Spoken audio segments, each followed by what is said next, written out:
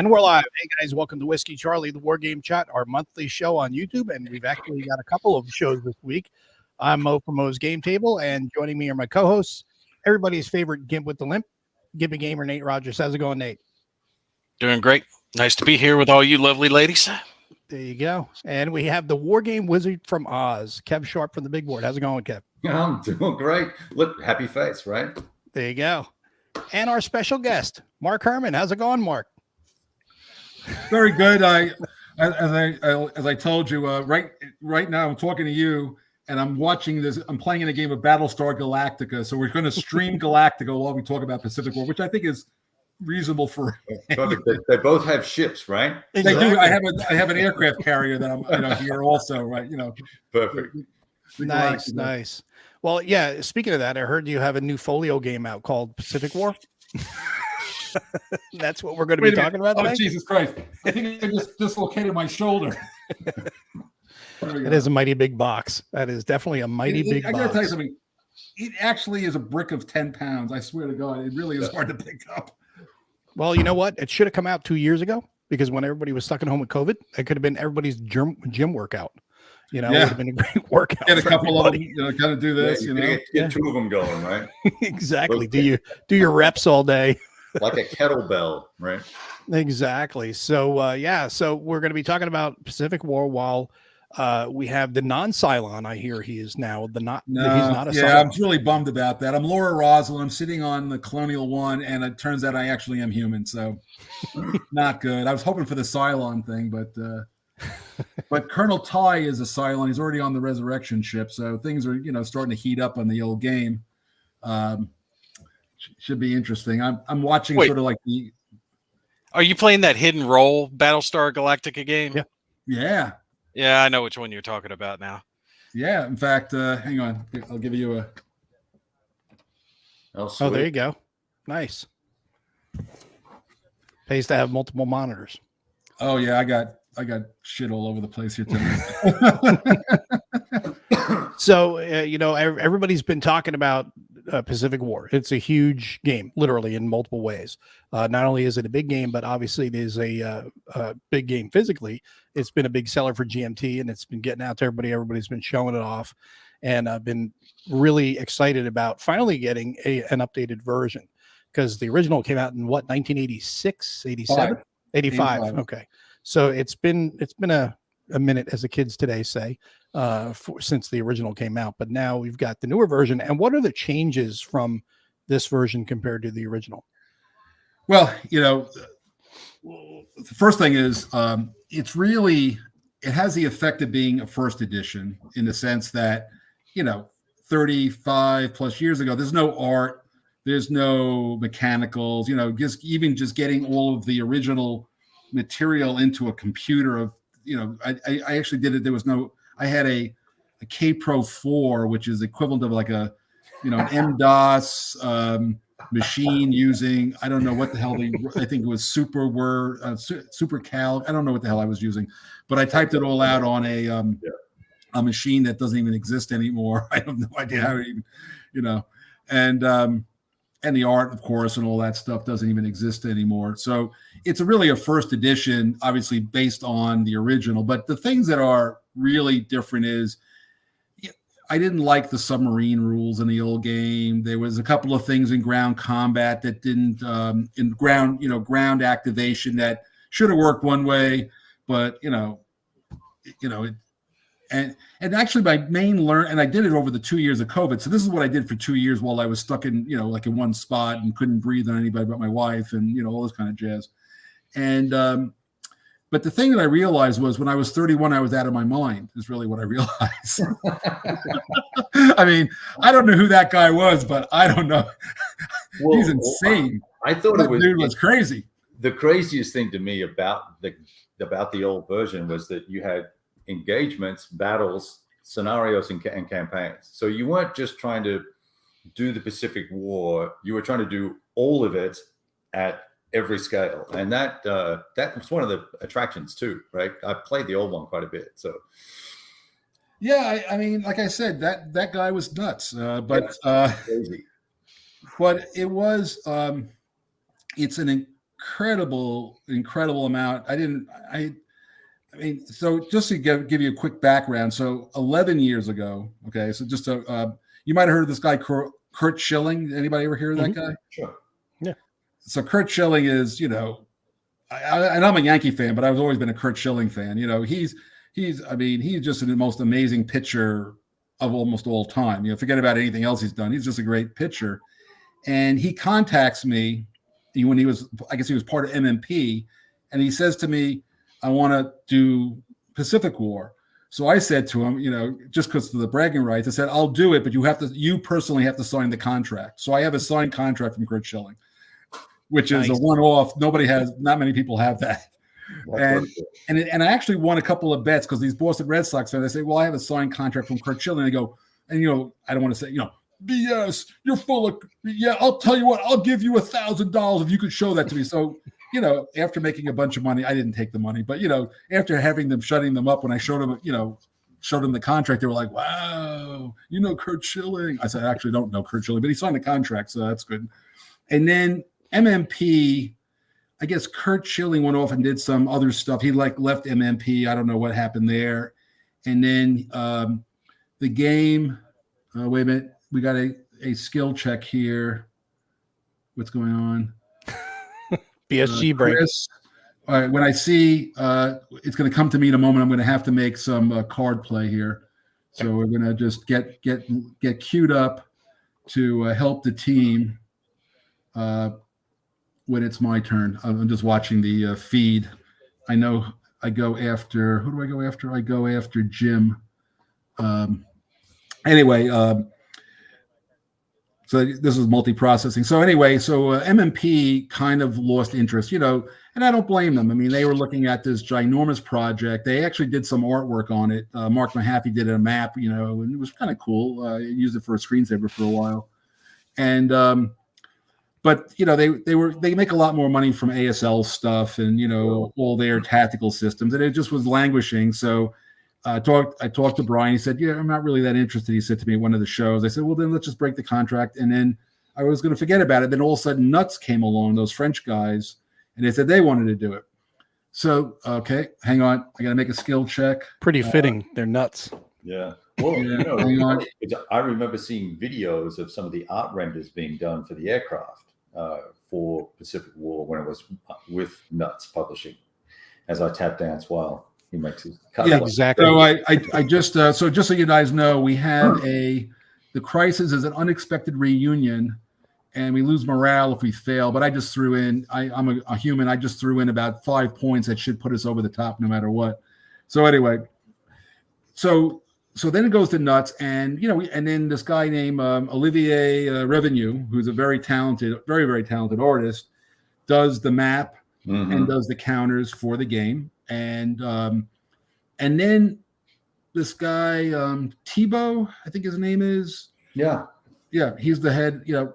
Goes radio silent. Email stop. Boom, boom, boom. 3 years goes by. Finally, I find somebody to give him a call and say, "Can you contact me?" He goes, "Oh, I guess you didn't.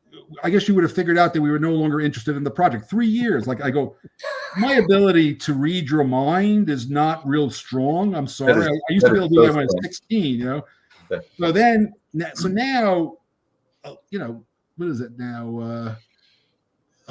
9 years have gone by, and now I'm actually pissed off, right? It's like I didn't even want to do the goddamn game, but Kurt Schilling talked me into it. So that's a slow burn if it took you 9 years to get pissed off. Well, it was, I thought people were working on it, but it was a lie. It was just all like, I thought Nuts was working on it and they weren't working on it. So what the hell? So, and I'm a very patient guy, by the way, Nate. I just will tell you, 9 years. Yeah. I'll take your word. Yep, it takes me about 9 minutes to get it, man. Yeah, well, when you get old, you get perspective. That's all I can say. Yeah. I'm getting there. The gray's coming in. Yeah. Well, I'm gray and not a lot of it, and I'm not. See, Kev looks cool. I mean, Kev is just cool looking. I could never be cool looking like Kev. That's the truth. I am being facetious. So, you got to do what you got to work with what you do. Yes. Wait till I pull the wig off. Oh yeah. Well, somebody. Oh wait, JR Tasty sending me a message, and it says you're up. Okay, hang on 1 second, guys.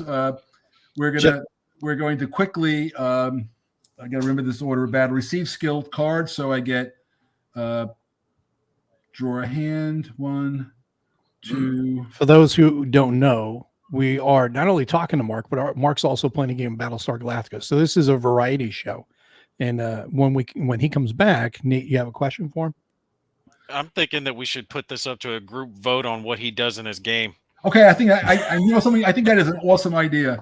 So what I'm doing right now is I'm Laura Roslin, and I'm drawing a quorum card to my hand, and I go there and I look at what the quorum card says. Action. Okay. Is this like Secret Hitler, where you can put up a vote to kill someone? Okay, so Similar. I'm rolling the die.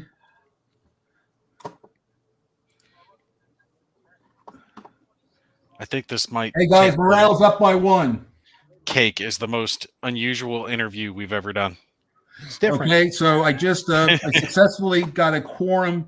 So basically, what's happening is we're halfway through. I'm a human. I'm the president, Laura Roslin. I just improved. Hang on, what is this guy? Got to undo a bit. Oops, 1 sec. Hang on, he's saying. Hang on a second. He's 3-fisting it. Hey, JR, let me know what I got to do when I got to do it, because I don't understand. I passed my quorum thing. We're going to have to unwind that. Okay. We need to find out what chat he's on, if he's on like Discord or something, and go to it and like No. write him out. Yeah. So anyway, He's a human, by the way. So anyway, let's finish the story, which is very disjointed here. So 9 years. Yeah, it's like how patient you are, Nate. I finally just go to Gene Billings and said, "Look, I want to do this game." He said, "I'll put it up on the P500," and in about 4 hours, it had made the P500. And so and that's what I did for the last 2 years. So now it's out. Daniel staying within the theme. He says the Japanese base star is launching a strike. That unfortunately, tell Daniel that's unfortunately true. Actually, Oh, he's watching both games. Andrew says 9 years to be pissed off. Are you Canadian? No, I'm from Brooklyn, so usually guys from Brooklyn have a much shorter burn than that. Very true. Oh. So Nate, you're up. You have a question? I'm not as familiar with Pacific War because I didn't play the old one or the new one. I'm not trying to insult Mark by saying that, but You were like 2 years old when the original came out. Yeah. Were you born? Were you born when it was first? Yes, released? I was born, and I was probably still in diapers. I was going to say you were in your Pampers. Yeah. So Yeah. Okay, so I muted. Yeah. So Pacific War is. Think of it more like a game system. It could be like it's a operational game system for the war in the Pacific, right? So you've got individual carriers and battleships, and you got submarines, and you got tons of airplanes and ground troops, and every single campaign or battle of the war is covered in the game. The game has 34 scenarios, just to give you a sense of it. It's kind of, there you go. And it's got 10 counter sheets because it's got a hell of a lot of counters, but it's a weird game in the sense that I designed it into 4 levels. So an engagement scenario, like talking about Marines, Wake Island, the first invasion of Wake Island has like 6 pieces, 6 physical counters, and you play out the invasion. So that's how you learn the game, through a lot of these little vignettes of history, and that's how you learn the rules. And the original game came as a program, 1 booklet, but it was programmed. Like you had engagement scenarios, you learn this, you can play engagement scenarios. Then you read a little bit more, you can play the battle scenario. So that's like Coral Sea, Eastern Solomon, Santa Cruz, Midway, of course. That's the kind of Philippine Sea. And tell Daniel Berger, yes. So the point is that then, and that's really kind of like where the game really works. Like if you're going to play in an afternoon, right? You're going to sit down. We used to run tournaments at WBC where you played through all the different scenarios. Chris, okay, it's back a ways. So that's what you end up doing in the game. Now, then you have campaign scenarios. Now, campaign scenarios now multi-month. So the Guadalcanal campaign is 6 months, right? So August of 1942 to February of 1943. And now you're you're building up big operations. You've got back and forth fighting, and you're trying to hold on to the island, and you live out the entire. And that's really where the game lives. Right. But as an idiot, so you'll need to discard the yellow and green skill cards you drew. All right. So I'm guessing what I drew. Kind of reminds me of when I'm talking to my kids and they bounce around the topic. Yeah. Sorry. Okay. Okay. So then there's the entire war, and that's the one that was really 200 hours. I don't know. It's just, and remember back in the 1985, there's no computers, right? There's no Vassal. There's no internet. There's no BGG. There's none of the stuff exists, right? It's just you get this game. It's got a gazillion pieces, and you can fight the war. There was a couple of guys who did it, but it was impossible because it takes 6 hours to set it up, and then it takes 200 hours to play it. So unless you've got a basement with a ping pong table, nothing else to do with it, it just didn't get. The game was the campaign games. So now fast forward 35 years, and it's a little bit of a different ball game. You got Vassal, and you got BGG, and the joke used to be, guys are showing me pictures of. We used to have something called an SASE. Do you ever hear that term before, Nate? No. Self-addressed stamped envelope. Oh, so if you wanted a rules question answered, you had to send an SASE, double spaced, whatever it was, but it had to be a yes or no. Like you'd send the question, yes or no. And I would get the envelope at Victory Games, and I'd open it up, and it'd say, Nate would like the following answer. So I'd go through and go, yes, yes, no, no. And usually I had to write a little bit more, and then I put it back in the self-addressed envelope that you would already give me with the envelope and the stamp, and I put it in the mail, and you get your thing back. And guys are showing me from 35 years ago, they kept every single letter that they sent me, and I returned it. So that's the world that this was. So this is like a throwback to another era, when dinosaurs walked the earth, and and all this kind of stuff. No internet, no cell phones. No, I knew there were cell phones, sort of, but definitely no internet to speak of. No World Wide Web. No BGG, no nothing. No, even Consum World didn't exist then. Mm-hmm. Yeah, that sounds like a real pain in the ass way to handle errata. That's the way it was. Question at a time. Snail mail errata. Yeah, well, and then we would put out errata sheets periodically, and they were made, and if you sent me a letter and we had these errata sheets printed up, I would both answer your questions and stuff an errata sheet into your envelope, and you get that also. That was like free content. That was one of the first free content things that you could get from wargaming. Free DLC. Yeah, and it's a free download, right? Exactly. I mean, it was a different world. It just was a different world. I was 31. I had a 2-year-old sitting next to me while I designed the game. Who's now 37. And has her own daughter. And they're not telling me, but I think she's also pregnant again. So this is what goes on over 35 years. A whole lifetime goes by. So now, did I answer your question, Nate? I've got so many other questions about the game. When you're talking about the campaign game now, all right, so at the scale we're talking about, something like Guadalcanal would only take up like 2 or 3 hexes, right? Oh, well, au contraire, sir. So Guadalcanal is 1 hex, right? Just to be clear. So how can you have a campaign game for a single hex? Brother, wait. Hang on. Slow down. Just love me, Dice love roll me, and done. love me tender, love me true. Okay, hang on.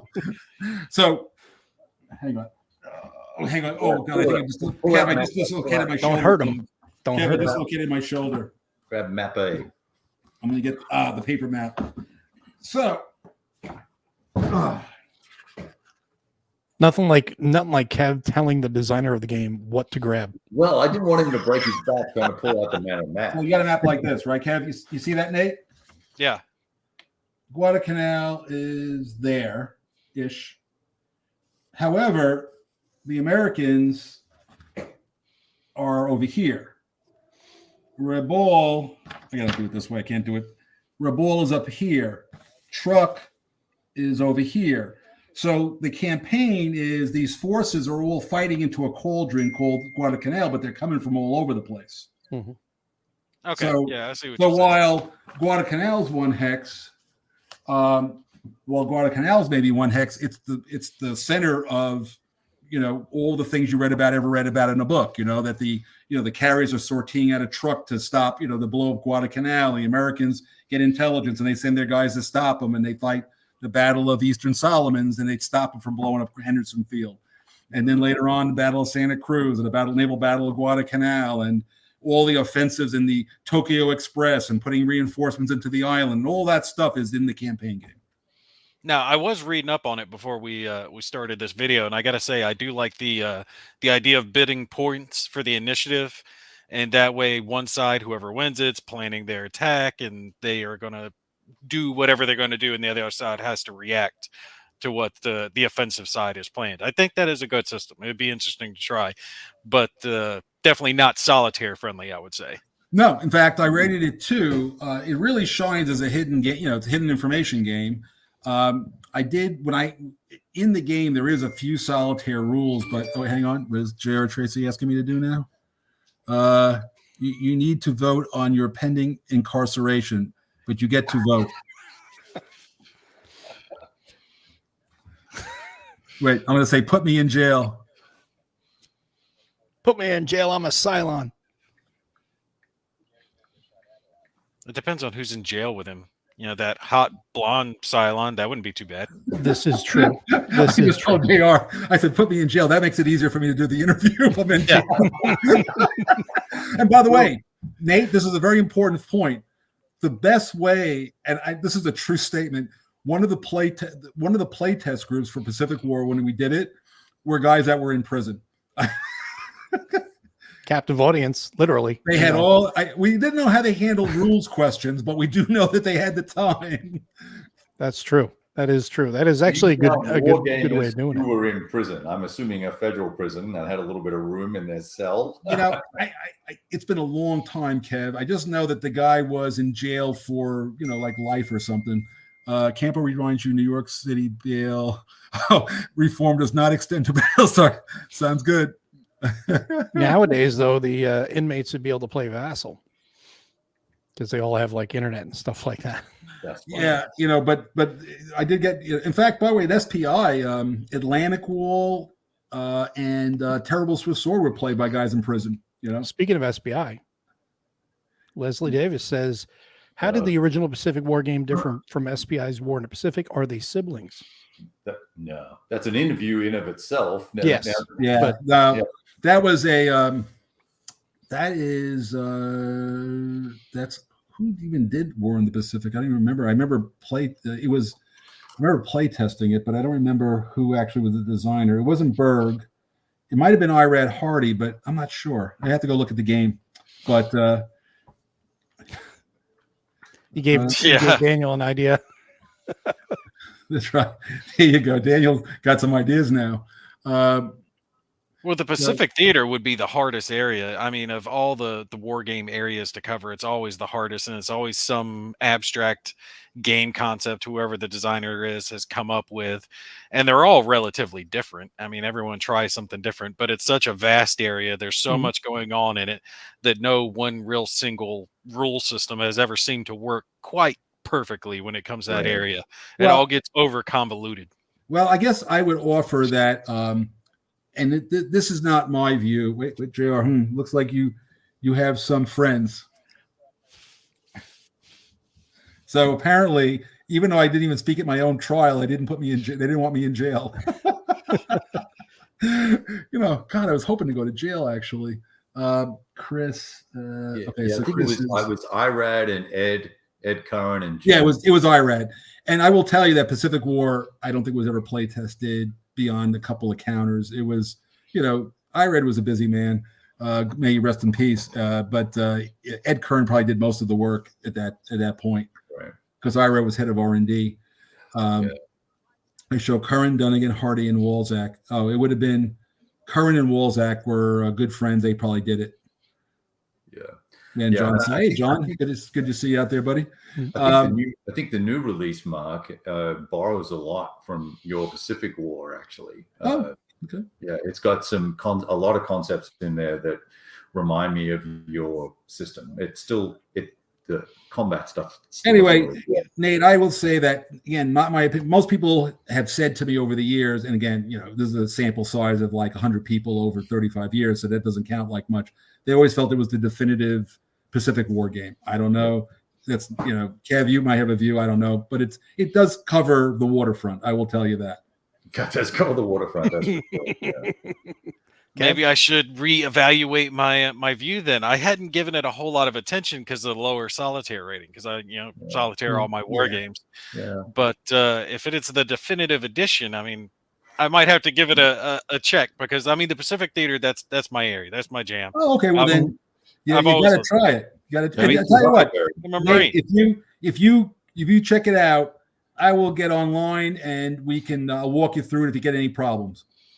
Okay, I've got Great. Vassal. We'll download the module. We'll give it a check. See how it works out.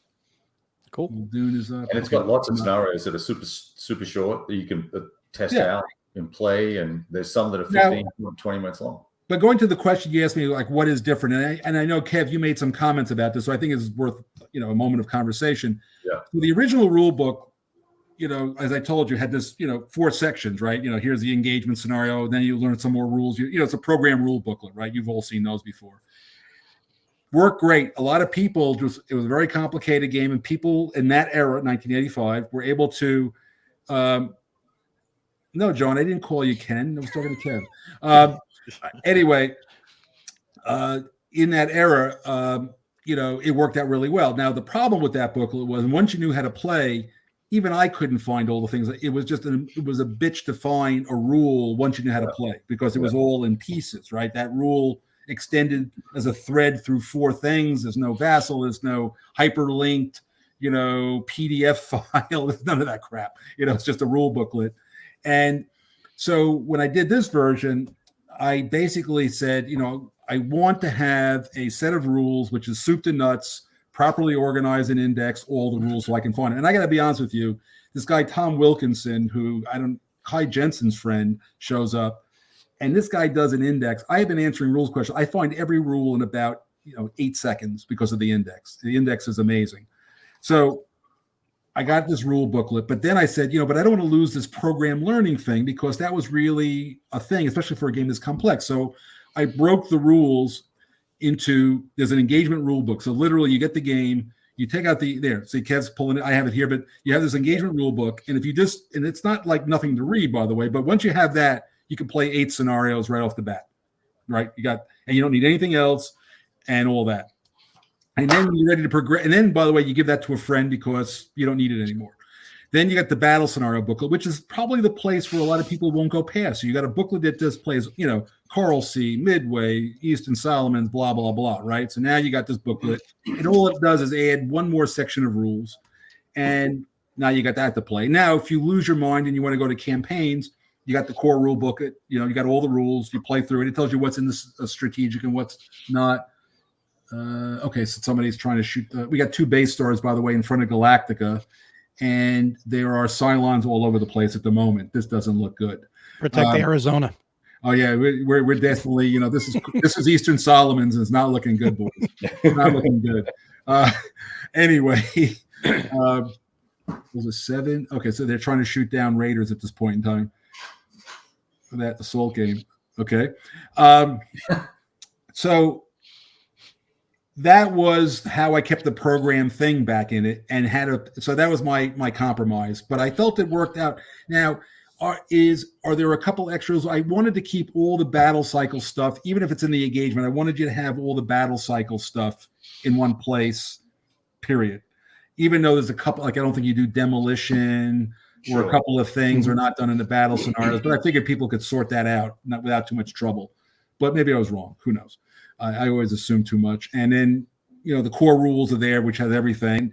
And that's really, and you could play the whole game and the engagement scenarios just from the core rules. You just have to know, and there's a good strategic display that shows you which phases you actually play in each of the different levels. So you don't have to remember that. There's a track that you can just see, they're blacked out if they're not in that level of scenario.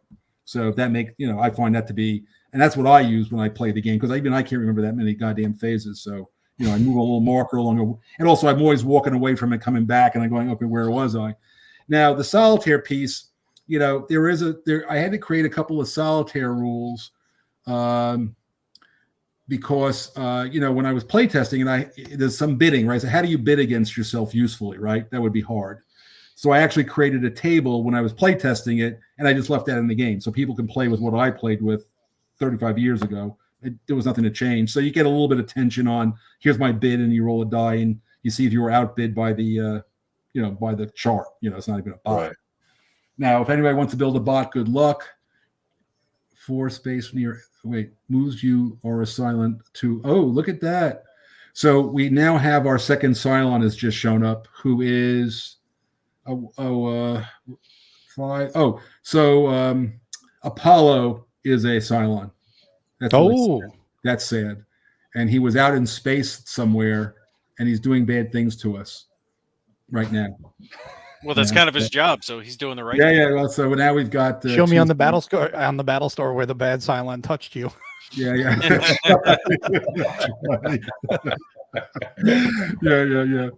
So. No. So I was going to say, I Kev, will I say, think you got something right. Well, I'll say about the rules that I like what you're talking about as far as like learning as you play and like building up.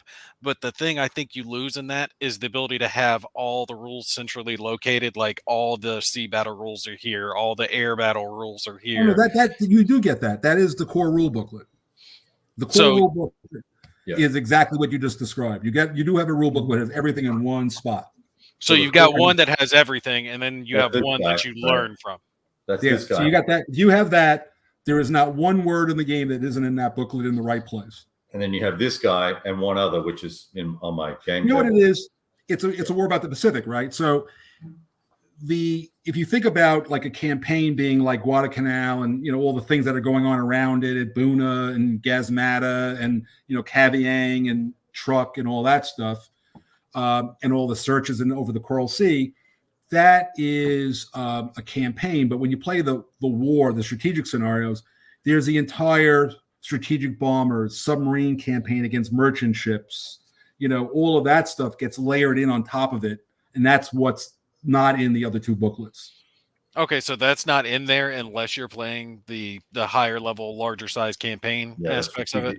Yeah, when you're playing a campaign, the command points, which is a big piece of it, is given to you as a schedule for the campaign scenario. In the strategic scenario, how many campaign points you get is a calculation based on a whole lot of decisions with submarines and how many ships got sunk and are your torpedoes defective and all that kind of nonsense.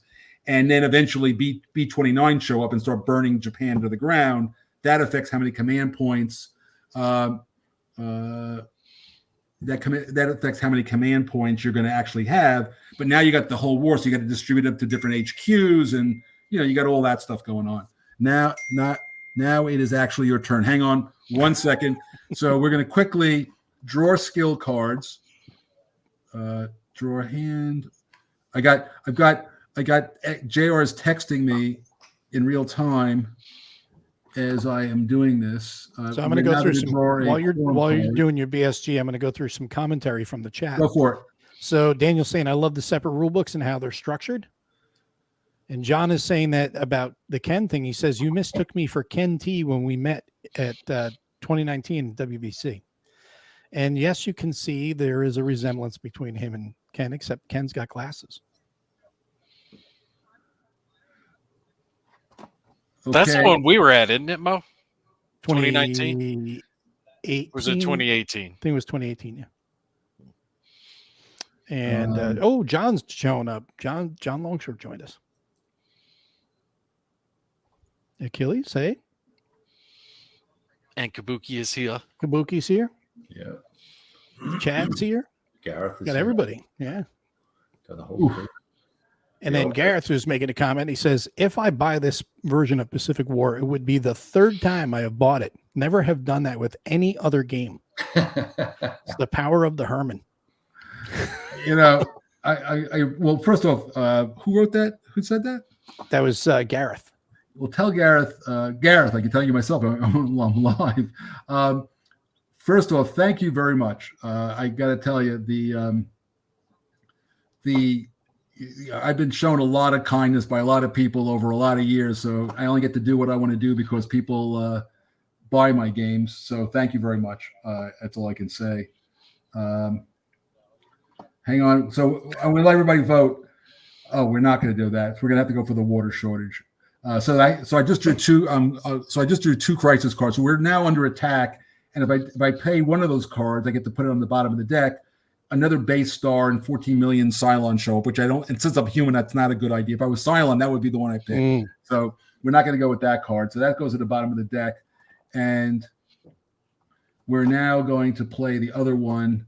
Hang on.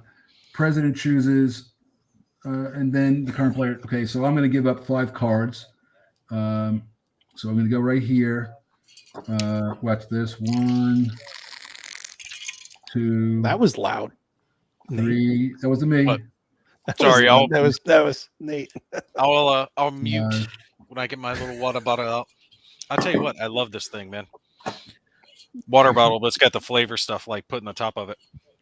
You got a flavored sippy cup. Yeah, it's a man-sized flavored sippy cup. I swear. You got a little dial there at the top of it. You can dial in how much of a little flavor you want. They're called circles. CIRKUL. My wife actually got it for me. Love these things. You're an unusual person, Nate. Yes, But dude, I had to cut out tea. I can't have soda. I can't have anything. I'm ordered by the doctor to drink nothing but water. wow. Well, that's not the worst thing in the world. I'll talk about this later when we're off camera. Yeah. Okay. So Achilles says, I'm very interested in this. I've been trying to decide between this game and World War III by Compass for my big game purchase for the quarter. So what I would say is buy both. Why World War III? Wow. That's an endorsement right there. Yeah, just go Mark for World War Herman. III. Then I don't have to. I love the fact that then if you're mad, you won't be mad at me. That's all I feel. we sold plenty. I don't care. The good news is I don't do this for anybody but myself now. So if you like the game, that's great. But It's great, right? Yeah. But I can't. There was one thing which is I find interesting, and I'll let you tee this up, Mo. We were talking about, as I was saying, I used to teach standards, and operations research to graduate students at Columbia University in the School of Engineering.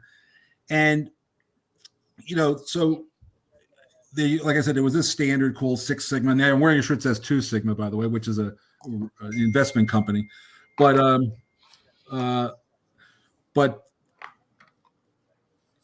Pacific War, everybody, gamers get very emotional. That's just that we're getting, a lot of us are getting, especially the Hex guys are getting really old, they're getting really cranky. I mean, it's like, it's, maybe between, losing your hair and losing your teeth, you just get upset. I don't know. But as it turns out, if you add up all of the, everybody goes, oh, there's so much errata. Oh my God. Yeah. The answer is that there's 2,800 counters. There are 28 of them, which have one piece of information incorrect. And more importantly, there's 28,000 pieces of information. So I'm at an error rate of like 0.1% on the counters. That's, you can call it what you want, but that's like a 5 Sigma answer in manufacturing, which is way past what you get for a refrigerator. Okay. And you buy those for a lot more money. There in the scenario booklet, there's 150,000 conservatively pieces of information. I blew 50 of them, 50 out of 150,000. So that's a 0.3 error rate. These are just real numbers. I mean, you can say what you want. And in the rules, it's like there are 60,000 words of rules, and I think there's like 12 words that I'm changing, which is doesn't even move the needle. So when people tell me like it's a hot mess and all this, I go, okay, I understand that you feel bad that it, whatever it is, but get real. Just get yourself real, man. Yeah. It isn't true. Right. Well, I think there's, and then on top of that, but let me just say, however, I stand by everything I've ever done. So number one, we're going to put out a PDF. Once everything settles down, somewhere in the summer, there'll be a PDF. It'll be perfect, right? Everything will be absolutely perfect. You can print it out, whatever. Same thing for the rules, although there won't be much to change in the rules. And then the counters, McGowan's going to put them in C3I, and then people go, well, I'm not buying another thing. Well, okay, I got that. But I'm talking to GMT. I think there's something coming along, but I can't promise anything. But everybody's going to get a perfect copy. But of the 28 counters, right, that are in the game that are mistakes, you can put them in a bag, put them in the box, and you can play the campaign game from, December 41 to July of 1945, and you will never need those counters. So they have no effect on play. But I understand people want it perfect, but it doesn't mean anything. It's just extra. A couple of the air units got messed up, and to be fair, it wasn't my fault. But that's how life is sometimes, and I'm the guy in charge, so I take the heat. But 28 counters, come on. Yeah. And they don't affect play, so I'm going like, okay. So, Well, when you say messed up, how messed up are you talking about? You talk about like off cut, or it's got the wrong number No, one on piece it? of information. on it. one number, like on one of the destroyers, it's spelled Parker, not Porter.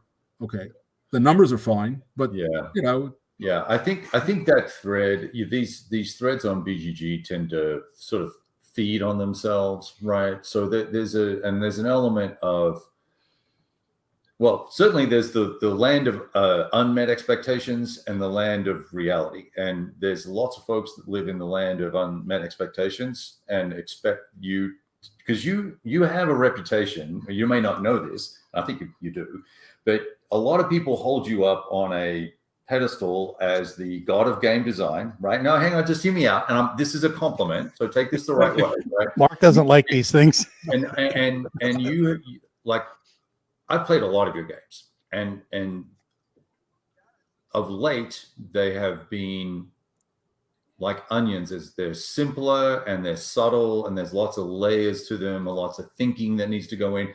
But they're simple games, and you abstract out but keep the flavor, right? This harkens back to the old days of the big monster games, and it's a beast. And unfortunately, I'll say, shit happens, right? So I get it, right?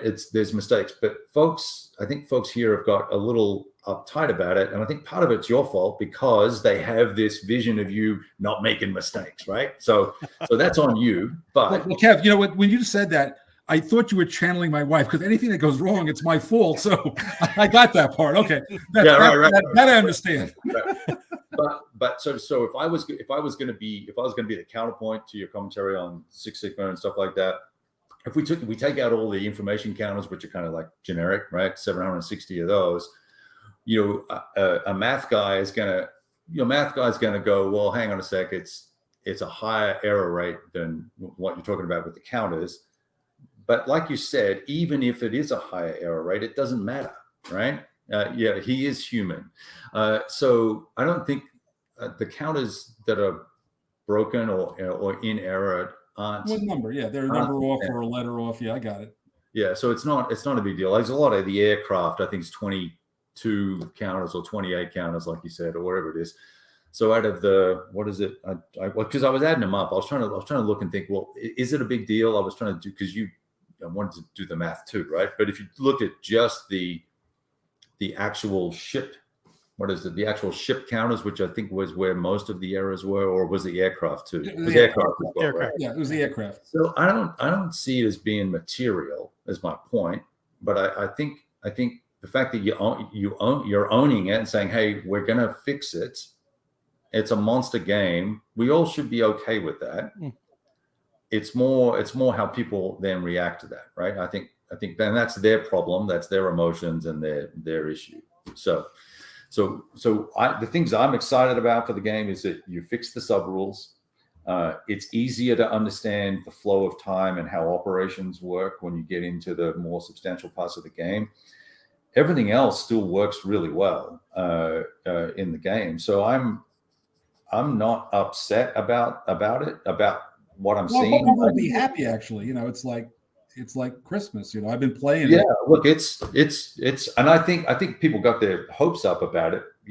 Maybe overly so, because they expect it to be perfect. Because it's, I think don't know, because it's a Mark Herman game. Getting a couple of components. Okay, and remember something. It gets touched by a lot of people. So I approve something. Somebody sends in a file that's one short of what I approve, but I don't see it at that point. Or somebody in China does, takes Iwo Jima off the map. Nobody asked me about it. They said, Mark, should we take Iwo Jima off the map?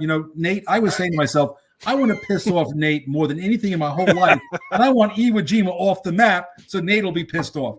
Right. You really you think that is something I would do? You know, it's just like it's insanity. But you know, like I said, it gets touched by it went halfway across. It had to go across the Pacific to become Pacific War to come back from the Pacific. Right. And you know, shit goes on in China that I have no effect on. And Right. Well, maybe the guy had COVID as he was cutting the. But as Nate says, the counters are cut beautifully. I mean, you know, front and back, and the physical quality of all the production is just top rate. I mean, you look how thick those bad boys are. They're solid pieces. It's a solid thing.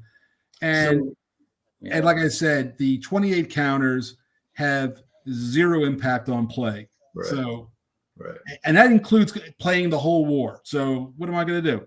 You know, but we will fix it. And as I said, the whatever errors, you know, I published all the small minor corrections that are in the scenario booklet. There's 34 scenarios, 150,000 lines of information. Okay, we got a couple wrong. I think it was like maybe 50, not even 50 mistakes, but they're not major. And you just line in, line out, whatever. How many counter trays? I use 6. Yeah. Right. And you know, so but what I come back to is the people who are moaning about it, they're not playing it. So I don't really, you know, I only want to talk to people who are playing the game. Yeah. You know, if you're just going to put it on a shelf and admire it and say, oh, it's perfect and, you know, whatever, I don't know. This goes to that point what Leslie said. Game buyers are even more insane than game designers. They complain for 200 hours, but then they play the game for 2 hours a year. Yeah. Maybe. Yeah, exactly. Yeah. Well, I also don't think, Mark, a lot of the buyers really understand the entire life cycle of game development. That's one of the reasons why I've tried to do these interviews with people that talk through how did you come up with the idea, how did you design the rules, what went into the map, why did you choose the topic, and all that sort of stuff, and try and get people to understand, well, what's the production process, what's the ideation exercise, how did you come up with the concepts, and show people that there's a lot more to it than just cutting square counters and making the rule book perfect. So yeah, well, first off, you know, just to be clear, the rule booklet has the word file of the final one is 60,000 words, which is the length of a book. Mm-hmm. And what I'm more amused about is, you know, if I had a science fiction book, which, you know, like an Foundation trilogy, right? Volume 1 is less than 60,000 words. Right. So you read a book and it's a science fiction book. So, you know, you absorb it, right? But this is 60,000 words of interrelated concepts and principles and rules. And the fact that like 3 days out, the game's out, people are going, you know, whatever they're saying, you know, how could you have read 60,000 words and understood them? How's that possible? Right. You know, so I don't know that they're reading very carefully because most of the rules questions I've been getting, all I've been doing is, you know, saying, you know, the header, you know, 20.3.1.2b, here's the 4 words. And I'm answering questions, but I'm answering them from the rules. I'm not rewriting the rules. Well, and I can't help that. I mean, you know, everybody's got, it's a 9 complexity game. Yeah. You know, I don't envy any game designer or developer that's supporting customers on BGG or Consim World or anywhere, because today it's default. I'm going to go ask without actually stopping to think about the rules. Part that's different. See, going back to 1985 with the letter, right? So Nate, you would, when you were in diapers, and you were obviously a very quick kid, so you could have written me a letter then while you were, you know, crawling around the floor. So Nate would have gotten his copy of Pacific War, and he'd look at that, and of course he's a genius, so he's reading this thing. He goes, "Oh, I got a question, but before I'm going to go write a letter and get an envelope and get a stamp, and I got to get 2 envelopes and 2 stamps because I got to put one inside the other one, and I got to self-address it, and I got to write my questions out." And I don't have a typewriter because I'm writing in crayon because you're a little young. So, you know, you got to write in crayon, making some pictures. You're not going to send that letter until you really kind of read the rules and really looked it over because it's a pain in the ass, right? That there was a barrier to, that's not good. Where things are heating up on things are not going well for the Galactica boys. We're under major attack, and I don't think we're getting any leverage. And there's 3 Cylons, by the way, so there's only like 3 of us left who are not Cylons, and I'm talking to you. So these 2 guys are on their own. They're screwed. Anyway, and so my point is that now the barrier to entry is I'm online. I go, oh, what about this? And then if I don't, and I actually went to play golf on Friday. I played golf on Friday, and I go to the course, right? And I played golf, right? It was a nice day. It was cold, but it was a nice day. We played golf. I get home, and there's like all of these messages, and people are going, "How come you haven't answered my question yet?" Oh my I was God. playing golf. I actually left my house and I picked up my golf clubs. I had a really good time. And now you're mad because I didn't answer within 3 or 4 minutes. I'm going, oh, okay. Well, that's the problem. We're now the instant satisfaction and gratification generation, or people, I should say, society. Society, because these are not, some of these people are not young people. No, true. And that's the problem is people will jump on a thing. And how many, people in the chat can chime in as well. How many people, I'm going to raise my hand, have had a question on a rule and we're ready to go to BGG and ask it, or shoot someone a message and say, how is this? And then you read about 4 more paragraphs down or 2 more pages and you go, oh, there's my answer. We're all guilty of it. We're all guilty of it. So I've actually gone into BGG because I couldn't find an answer, written the question, gone back and looked and thought, well, it's been 2 hours and no one's answered my question. I better go and reread the rules again. And then I go, oh, I'm a dumbass. There it is. There. So then I rush back to BGG and delete the question because you don't delete it before anybody sees it. I'll give you a great example, by the way. Again, I don't. First off, I want to say these people are people playing the game and supporting it. I honor that, right? So we're good. Sure. But and the guy, by the way, who wrote this is a good guy. So I don't want to, it's a good guy. And he writes, hey, Mark, and he kind of goes through this whole long analysis about how submarines can get 28,000 shots on the carrier and it sinks it every time. So then I go, hey, in that rule here, you see the sentence where you can only shoot at a ship once, not the 38 times he can. And he goes, oh yeah. So that's a reasonable response, right? He missed a sentence, but it was a key sentence, right? Given his whole, but he wrote this long analysis. I mean, it was like, this is not right. Bop, bop, bop, bop. And I said, if I had done it that way, I would agree with you. But, here's this one sentence that says you can't do any of that.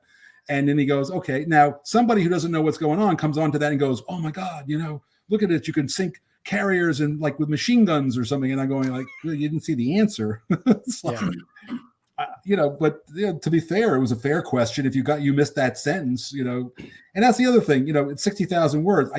You can't absorb it that quickly. No. And I just think that people would be better served if they would, before they get on and just blast out stuff, read a couple of sections again, just get a cup of coffee or a glass of scotch, kind of sit back, chill and just kind of look at the rule book a little bit more. Yeah, right. That would help you, but I'm happy to answer them. I just, we played, in the old version, we played the Guadalcanal campaign a handful of times. And I was playing with a guy who's literally a lawyer. So he was a trial lawyer. And so his digging into the rules and parsing the rules and going backwards and forwards and constructing arguments for why he could or couldn't do certain things drove me insane, right? And I would just try and apply common sense, no one having some modest amount of exposure to a few more different systems than him. But we would spend a lot of time just in the rule book because of the structure of the rule book. In fact, you had so many weavings, right? So the new rule books are much, much better and much cleaner. And I think they'll cut out a lot of that. But folks get spun up around the axle on stuff too easy is my point about it, I think. Yeah. And I will be honest with you, Kev, you're exactly right. But I also go, look what you're dealing with, right? So when I did Fort Sumter, 2018, so that's 4 years ago, all the war game guys, these are like my good friends, Bruce Garrick and, really solid gamers I played with, good friends. And Garrick was like mad at me that I did Fort Sumter. He's a great guy. I love him. Neurosurgeon, great gamer, reviewer, very thoughtful guy, makes videos, is smart as hell. And he's all mad at me for Fort Sumter. And I said, I didn't design it for you. My wife plays Fort Sumter. Her girlfriend, you ought to see, by the way, I call it there's like this, my wife's Italian. She's got these 2 Italian girlfriends, and they tested Fort Sumter. I got to tell you, Fort Sumter played by those women, it looks more like hand-to-hand combat in World War I. Yeah, they played it in San Diego. People tell me it's not a war game. You haven't played with the Italian girls, okay? The wives were playing it in San Diego. Okay. When you had the prototype, and it was pretty cutthroat. Hang on, I got to look. Well, while he's doing that, one thing I wanted to kind of spin off on that was we're going to be talking about this in a future Whiskey Charlie as well, but and it'll probably be a multi-episode chat, I think, because Kev and I have talked about this. I know Nate and I have talked about this at times, but one of the things that is really lacking in the game community is understanding of the design. Well, I should say the development and production process, because like we were talking about it earlier, Mark and I, and people think it's a very linear progression. It's not. It's like literally take some spaghetti in your hand, throw it against the wall, and it's all over the place. That's kind of how development and production works. There's a lot of streams. Well, what I mean is there's a lot of streams going in different directions, and production is not, always linear. It kind of goes, there's things that do pop up along the way. And as you were saying before, Mark, you may send off certain files to China and they may change them, and that's how an error can be introduced. There's a lot of little gotchas along the way that can happen. So it's not as clear cut and dried as a lot of people may think. Yeah. I mean, so I started my career being Jim Dunnigan's developer, back in 1976, and I ran Hardy. That's how I started. And Dunnigan would give me sometimes 3 pieces of. I remember Next War, right? You've seen Next War. It's a big, gigantic box for 400 billion pages of rules.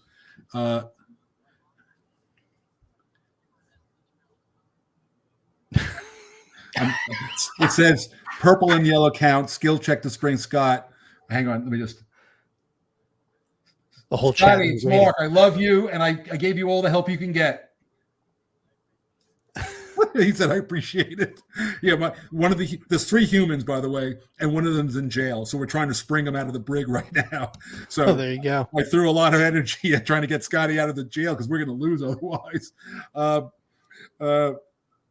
Anyway, the point being is that I got 3 pages from Dunnigan I got 3 handwritten pages, CRT, 2 pages. Here's an atlas. Go get a map. So that's like sort of the bare bones design to developer side of the world. At this point in my life, I am my own designer and developer. But what I always need, and I did it in this case, by the way, Kev, I get a rules writer. In other words, I write the rules. I finish. Right. I can't design a game without writing all the rules. It doesn't. That's my design method. I'm even writing a book about it right now. So my design method is I write the whole game out. It's not a game to me until I have a full set of rules and I got a map and got pieces. I can hand it to somebody. Now, what the reality is that what makes sense to me may not make sense to somebody else, and so. I've been using Kai Jensen, who's, we all know who Kai is, and she's great, professional rules writer. So she wrote, I gave her the manuscript that I had done, for Nuts, when I handed in the game that they forgot about me for 3 years. I gave that to her and she rewrote it from scratch. Okay. So this is Kai Jensen's set of rules. And then Kai and I, during COVID, we Zoomed. Well, she's in California. I'm here anyway, but we Zoomed a number of times. Sometimes some of our meetings went 3 hours on Zoom, going over, line by line, and Kai's writing style, which is very much mine, is it's a positive writing style, right? It says, this is what you can do.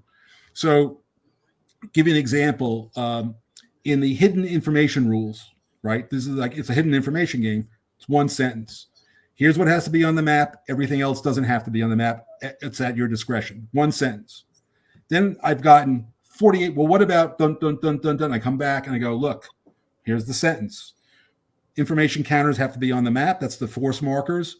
Everything else doesn't have to be on the map. Right. I don't know how else to say that. So you can come up with as many opportunities to, well, what about this? What about that? The answer is Leslie, is that Frank? Is that Frank Davis? Let Frank. Leslie Davis. So you're lucky Dunnigan gave me 2 pages for my first development project. No, but the only Davis I know is Frank Davis, who I did. Hey, Leslie, is your name Frank Davis once in a long time ago? Wait, hang on. Scott's out. Hey, we broke the guy out of the brig. Nice. Anyway, yes. Hi, Mark. Oh, hi, Frank. I'm sorry. Well, so it's funny. My middle name's Leslie. So Leslie. So Frank, good to hear from you. Yeah, Frank and I did 3 games together, I think, and I think Frank is still having PTSD over the experience.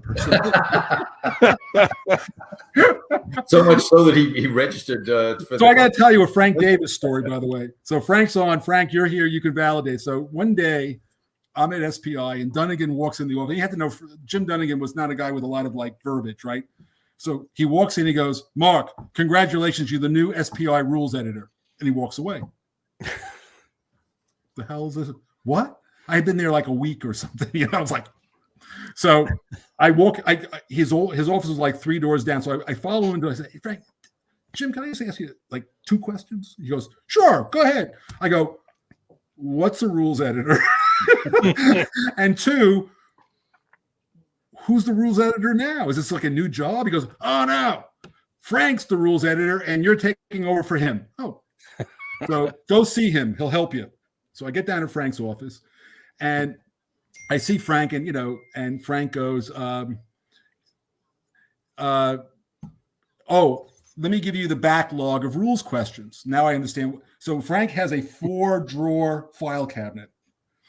He opens up the bottom drawer, and it's like, imagine as many envelopes. These are the SASEs, by the way, Nate, the self-addressed envelopes, stuffed in the bottom like a brick of paper is envelopes in the bottom drawer. Then he opens up the one above that one. Same situation. The 3rd drawer, so there's 3 drawers where somebody has like sat on it to jam every freaking envelope you can into the drawer of a file cabinet. And you must have used the top one for his own files, but the bottom 3. So I go, "Oh, I'll be right back." So I go in the back room, I get a garbage bag. I walk in his office, and then we shovel all of these envelopes so the first thing I do as a rules editor is we take all the envelopes out of the file cabinet and put them in a bag. So now I got a bag, look like Santa Claus.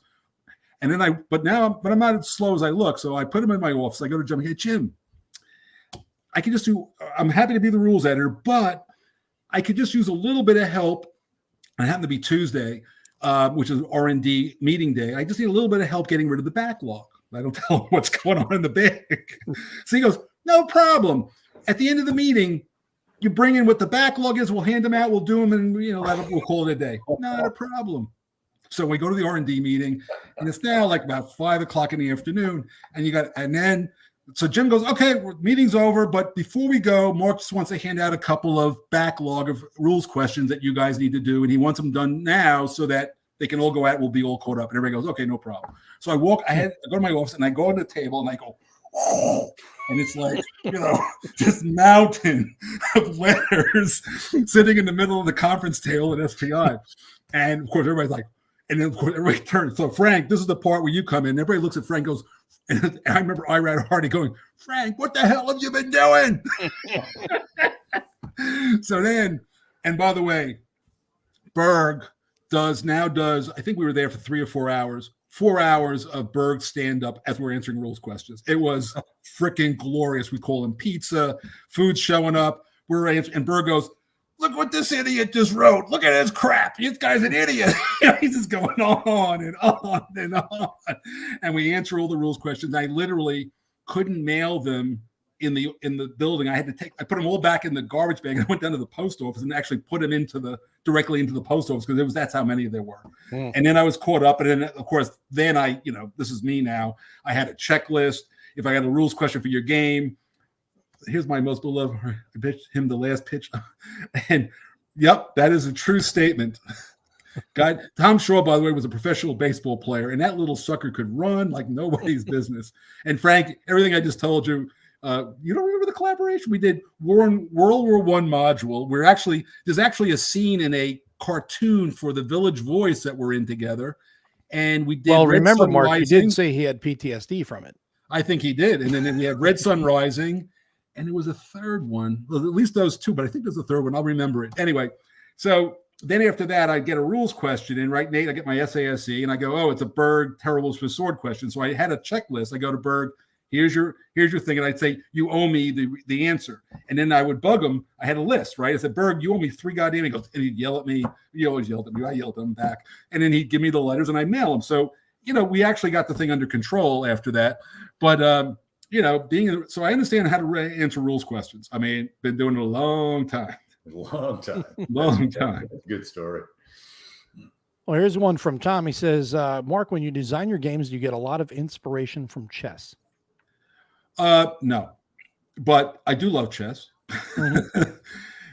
One of the things that's interesting, I wrote this in one of my Cleo's corners. One of the more interesting things that happens in game design, and chess is a good example of it, how you try to create it. Wait, what are we saying here? Now is your turn again. Hang on one second, boys. I got to get some cards, so I got to take 2 of these. Draw. 1, 2, 3. And now I take my action. Oh, wait, I don't. Hang on one second. I got to talk to them. Sure. I'm taking my once per game action on taking quorum cards. Okay, so now I'm going to go to the cards, and I draw 4 quorum cards.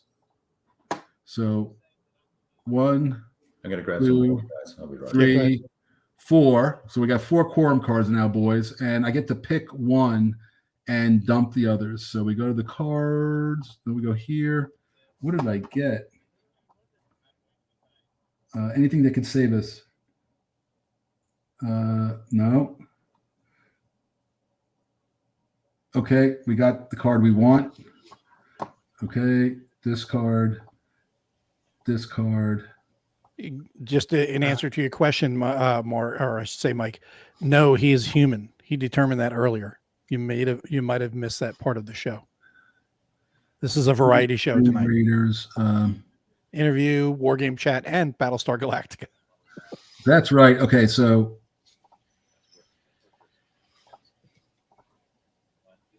I've never got to try one of those, but I've always wanted to try one. I've Well, got we the knew who secret Hitler one. We know who the Cylon is. It's no, the guy there's who 3 can't spell there's it. 3 Cylons, by the way. No. Fango Wolf is saying, what else would a Cylon say? You mean Cylon? Cylon. Cylon. Fango is the Cylon. He's trying to mislead us by spelling it wrong.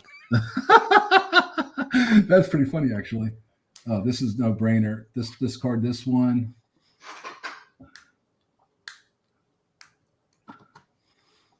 Hang on. Tommy's playing Battlestar Galactica.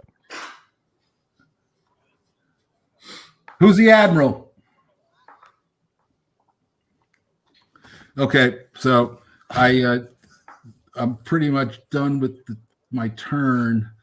It looks like so I reached deep into the for guys that don't know Battlestar Galactica. I'm the Laura Roslin, and so I reached deep into the quorum deck, and I found a card that kills 3 raiders, which we're surrounded by Cylons right now. So killing 3 of them seemed to be a good idea at the moment. So we wiped out 3 of them, and 2 of them were about to wipe out our civilian ships. So I just saved all the civilian ships. So I think that was a good move, as good moves go. What was the next question you were asking me, Mo? Well, we do have one here. Nathan is saying, learning Pacific War currently, but love Mark's France 1944 from Compass. Looking forward to Russia 1944. So what's the status on that one? I bet you John Krantz is who's on wants to know the answer to that one. Well, that was Nathan. Yeah, Nathan said it, but John Krantz is on. He's going like, what's the answer to that one? So Bruce Garrick promised me 18 months ago he's going to do the Russian order of battle that I asked him to do for me, and he hasn't done it yet. So I'm going to have to go yell at him now that you remind. So Nathan, thanks for reminding me. I was so lost in the Pacific, I forgot to go to Russia. So I got to go back to Russia now. Well, Nice. what about more on the Waterloo system? Yeah, because that's a great little system. I know that you've obviously a derivative from the Civil War game. Gettysburg. Yeah, Waterloo is a much better expression of the Gettysburg game. Yeah. So in fact, I'm actually quite proud of that game. Actually, I actually play that game regularly because it just moves along, you know. So thank you for that, Kev. So Rebel Fury is a derivative of Waterloo, not of Gettysburg. Good. And Good. Okay. and right now, and the game would be done by now. And this is a sad story. You all know who Rick Barber, if you didn't know him, was old. I mean, I've known Rick Barber for, I don't know, 30 years. And Rick was my map artist for the game and literally sent me a map on Thursday. I was talking to him on a Thursday. He mails me the maps. He dies from a massive heart attack, apparently. And the maps show up after I know that he's dead. That was really weird. So I have his last maps. Unfortunately, I was not able to then do the loop back and said, what were you doing when you did this? Because we can't have that conversation anymore. And so I'm redoing the Spotsylvania map. But as I'm sitting there, I'm kind of like, you know, I want to do something. The combat system is that same one, and it's going to be very similar, but I decided I came up with an idea to make it a little bit more exciting. And so I'm going to make that change and then refurbish it, you know, but it's done. I'm at like a 95% thing, but I'm going to go back 5% and kind of rework the combat numbers a little bit and how that I got an idea to do something fun, and then we'll go forward again. That's interesting. What about, and so would you do additional Napoleonic battles, or are you going to focus specifically on ACW? No. You know, it's like so I spent the last 2 years doing Pacific War. So the good news is Pacific War is done. You know, now everybody's, you know, playing it, and I think overall people are happy. And a lot of people tell me, even though they're having a little bit of, you know, mystery with 60,000 words of rules, which I can understand, they're having a good time, right? Yep. And you know, people are, you know, knocking out the engagement scenarios and the battle scenarios. I'm going to have it at GMT East, which is this coming Friday, and it's going to be all good. But first, I want to get Rebel Fury out, and then I will feed back. You know, I'll start to think through. I want to do the Peninsula battles using that system. I think it would work well. But I even have the books, and I've always wanted to do the Peninsula. So I'm going to go the Napoleonic system. I'm going to go to the Peninsula, which I think is. There's not as many games on the peninsula as there are all the other battles, you know, the big ones. So I'm going to go focus on that. What happened? Do something on the Amrev. Not many games on the on Highland. President chooses. That'd be one. Okay. Okay, give me a second. I got to discard 2 cards. A little modern slip here, as VT View from the Turret says, Kiev looks like he's been tanning, and then he corrects it to Kev. Yeah, I think it's just the light. I think it's just the light in this room. I'm really not brown. So no, you actually do look a little darker there, Kev. Really? I think that system though would be good for I'm 132nd Aborigine. So. I'm sorry, you were saying something, Mo? I was going to say, I think that system, you know, the Waterloo system would be great with the American Revolution. I think it would. I mean, it's basically a 19th, you know, early to mid 19th century system, and certainly. You know, could you get in the late 18th? Mark, need your input on the crisis as president. Okay, hang on. The job of the president never stops. Hang on. Yeah, which crisis in particular? Are we talking about the one in Ukraine or the one on the battlefield? Yeah. Yeah.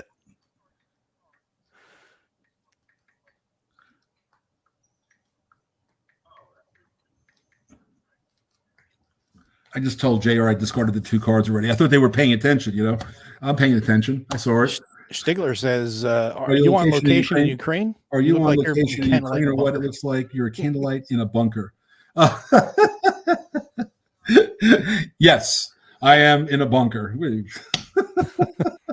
That's funny. That's funny. So now you know, just kind of going back real quickly on what you were saying about Pacific War before. You're figuring what, August? You said August timeframe, August, September. To compile all the errata and everything. No. Let's go back. I've already put out one errata sheet. Well, you had the one, yeah. But I mean, you were talking about. I literally got from Mark's Image while we were talking. I saw a notification that Mark's Image sent me the reformatted one for 1 April. Okay. The 1 April one is very close to the 1 March one, but you know, it's got a few more items, and I'll keep doing that once a month. And I figure by, you know, after 4 months of that, everybody will have touched all of it. I'll see most of it. And then I'll get a hold of this guy named Justin Martinez, who did the scenario booklet. He'll clean all that up. You know, it's going to be like 50. It'll take him an hour to fix it. and then we'll put out a PDF. And the rules, there's really not much in the rules. I mean, I'll be honest with you. The rules are in good shape. I mean, sure. People are going to go, I don't understand, but I can't help. It's still a non-complexity game. Well, that's the thing. I mean, you can lead a horse to water, you can't make it drink. That's exactly right. Is really what it comes down to. Yeah. You can give all the tools. Yeah. So we've done that, and like I said, the few counters that are wrong, which you don't need to play the game. But for those who want completeness, we will fix that at some point in the future. So at some point it'll be all fine. But the most important thing is the scenario booklet will be the first thing, and that'll have to wait until like August. But like I said, it's all there, and you take a pencil and you're ready to go. And by the way, 90%, literally 90% of the scenario rata is the campaign scenarios that don't start on December 7th, which nobody's going to play. They're either going to start the whole war at December 7th because that's the best turn. But most of the errata is just these last 3 scenarios that start like in March, April, and May. There's just a lot of little stuff in there that didn't get caught by the person who designed them, unfortunately. And I only could check them so much. And so they were designed by somebody else, and I should have paid more attention, and I didn't. So now I get to, right? Stumpta? Was that Stumpta? I'm not into like a whole lot of, you can figure it out, but like I said, no, I was just curious. I didn't know which. I haven't actually. But those scenarios, I guarantee, will never get played, because if you were going to play the campaign scenario, you're going to do the whole thing. But we'll fix it all. But that's where those are all new ones, right? Because you added something like 10 scenarios to this. Correct. Version, right? But the battle scenarios, maybe there's 2 or 3 errors across all of them. Yeah. And that they're easy to fix. They're not anything big. Like I said, the campaign scenarios are the 95% of the, of whatever is mistakes, and those are just so dense. And in some cases, it's like it tells you like you need 6 steps of an F, L, and it doesn't tell you that you need a 0, 1, or 2 at the end of that didn't get noticed or something like that. Well, aside from Pacific War, what have you been playing lately? Oh, I just want wait. Wait, I want to say that I see that the Cylons have killed us. All right, well, it's been a pleasure, guys. And by the way, you've been streaming everybody's been streaming it. All the Cylons are so happy right now, those bastards. It's been a pleasure, gentlemen. I have almost never seen a situation deteriorate so fast. Yeah, it really went downhill fast. We had literally there's like 25 Cylon raiders got in on top of the fleet and killed all the civilians. It's terrible. It's the end of humanity as we know it. Yeah, there's only 50,000 of us left, I think. So it was a terrible, terrible slaughter by the toasters. Now you're gonna have to go adjust that little whiteboard that the president always has to. It's like 0. Yep. As you are the last person dying screaming. Well, there's no screaming in space. No one can hear you scream. Yeah, no, I could. I'm shutting this off now, so I don't have to disturb them anymore. Okay, it's just me and you guys now. While I was doing, now I want to say, by the way, I didn't play badly given the circumstances, because the bad part is all of the pilots, Starbuck and Apollo were the Cylons, and they were the only ones who could save us from 35,000 raiders. So that's to be fair. You did say, just go ahead and put me in prison. I did, but they didn't do it. They felt bad about that. They I'm a hot chick, and they just didn't want to go there. So you got mercy freedom. Oh, so this guy is looking through his PW box. He can't find any Cylon cards. Well, then you need to look harder. I got to tell you Berg's story about long games. So he gets this letter from a guy who played the campaigns in North Africa, and he says, I played the game and it didn't come out right. So Berg goes, play it again and get back to me. That'll get rid of him for about 4 years. So to go back over the campaign game. So in the planet Earth, I have played the campaign game 5 times. Okay. I've had it for 35 years. I played it 5 times. 2 times recently, 2 times when I did the original, and once when I did Empire of the Sun. And the people who are thinking it through haven't even played it once, but they have a lot of opinions. I find that interesting. But so if anybody calls and says it didn't come out right, I said, play it again. How long did it take you to play through the campaign or the full thing? Well, remember, it was 2 years of COVID. So, well, I think the way to put it up is that the game was up for 2 years. I mean, that's pretty much it. Yeah. And, you know, I played through the beginning a bunch of times but getting through the whole war is a, you know, it's a grind. I mean, there's just, you know, it's a team game. And because think about it, there comes a point where you have these massive American fleets and they're just, you know, blasting the crap out of things, but it's like you got to calculate all these command points. And I put in a couple of rules to slow the Americans down a little bit, because one of the problems again, you have to play the game even 5 times to figure this out. The Americans, it was going too fast. And it was the Americans said, you know what, screw this MacArthur thing. I don't have any politics. I'm going to go straight for Japan, and the war ends too fast. So I said, okay, that's a problem. So I put in a rule, which everybody hates, by the way, so I know it's a good rule, is that if you ignore the Philippines, you lose like 60 command points a turn, which is not inconsequential. So you got to pay attention to MacArthur, or you're going to pay a penalty. And that, they think that's a horrible rule. Oh my God, I'll be restricted. But that's what stops you from doing this kind of, you know, you can do it, but you got to do it on less command points. So you can still do it, but you will pay a price if you don't, you know, feed the beast, you know. But you're kind of like forcing them into doing it historically rather than just kind of giving them freedom to do it the way they want to do it. You know, maybe tone down the penalty a little bit, 40 points instead of 60. You know, I got to tell you something. I have a really, so we do, you know, Jeff Engelstein and I do Versailles, and there's a solitaire thing. And if you like got more than 10 victory points in the solitaire system, you won, right? The solitaire system. And we had this guy, Wendell, it's Wendell. I forget his last name at the moment. And Wendell kept getting like 12 points, you know, and he said, well, I keep beating it. I said, okay. So I go to Jeff, okay, now the victory point total we're going to put in the game is going to be 20. He goes, nobody's going to get 20. He goes, I know. Because what I hate is you put out a solitaire system. Remember, you're dealing with a piece of paper, right? So here's my solitaire system. You have a brain with, you know, what, 3 or 4 billion neurons, and here's this piece of paper, and you can beat the piece of paper. Oh my God, you're so smart.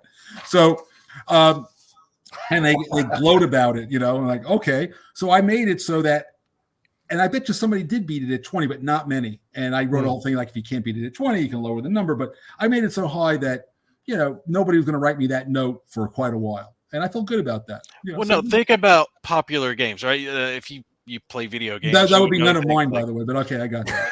like Europa Universalis 4 or Hearts of Iron, right? Stuff like that. Part of the reason those games are so popular is the fact that you can do ahistorical stuff, right? You can make America become Nazis and not need Casus Belli. Not my favorite thought, but okay, good. But you know what I'm saying, right? Yeah. You can do something. It might be hard to do it in the game, but you have the ability to do it. You know, that freedom of choice, I think, is what people enjoy about those games. Yeah, sandbox. Yeah, my own sandbox design. And I did that with I did that with Pericles. You know, I've done that kind of thing before. But this is the Pacific War, so you know, there's a certain amount of leeway I can give you, right? And you know, clearly, you know, you could read any. You know, the only reason why we didn't go straight at Japan was politics. I mean, that's just, it was an Army and Navy. I mean, I've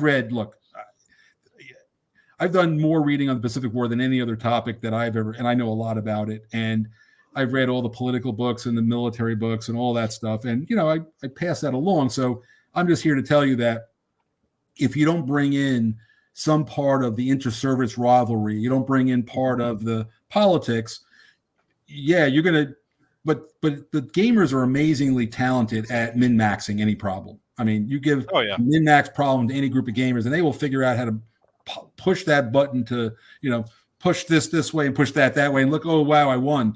So you have to think a little bit along the lines of what, you know. Yes, you could play historically. That's not a problem, but I have a penalty if you're allowed to do whatever you want. So I'm not saying you can't have, well, not Nazis in America, but you don't have to let MacArthur have his day. You don't have to do that. But somehow, without his noise, those logistics are going to Europe.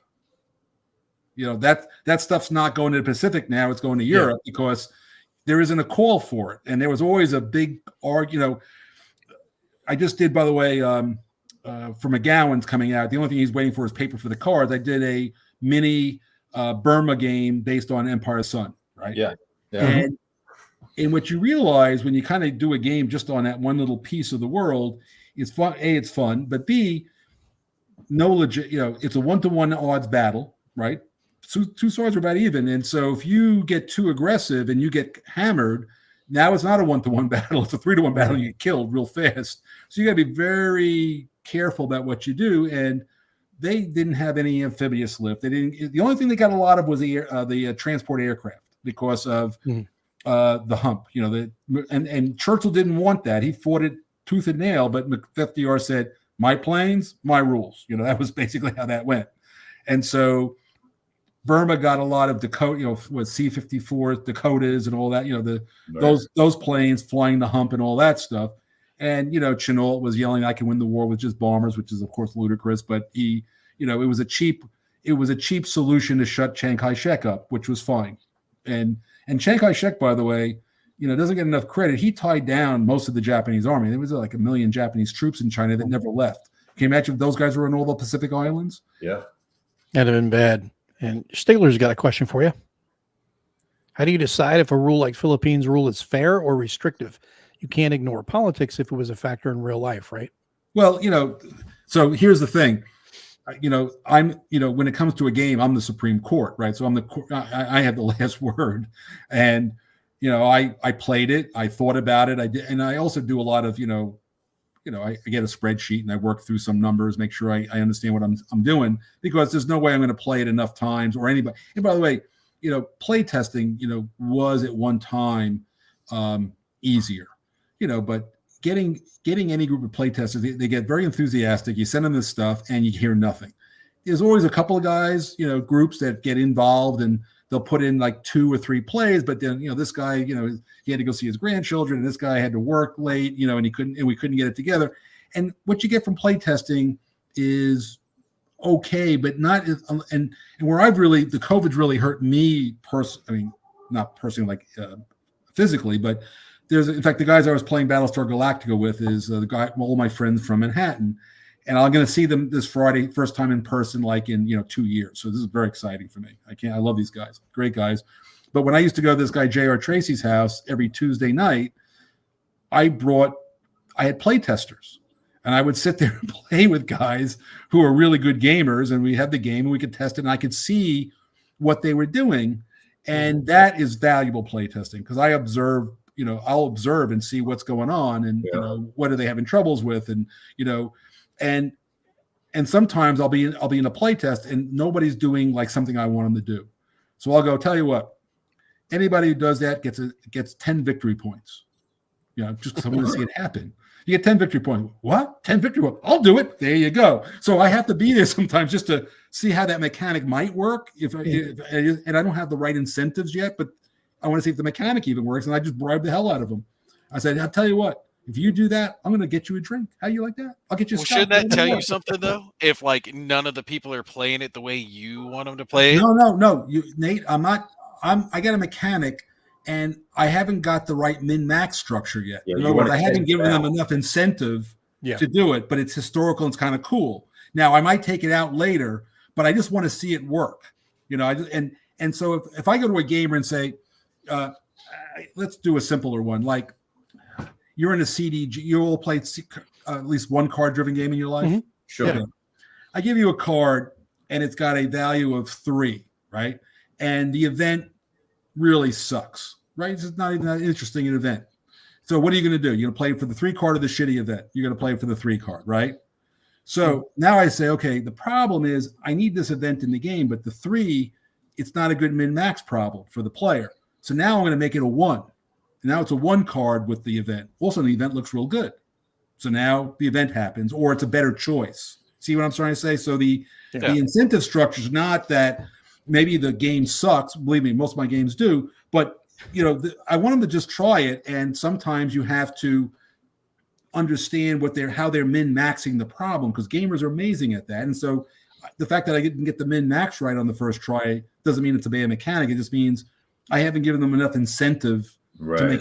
make it work. And by the way, after it works, I might say, yeah, the juice wasn't worth the squeeze, and I just get rid of it. I've done that many times, but you got to see it in action before you decide to do that.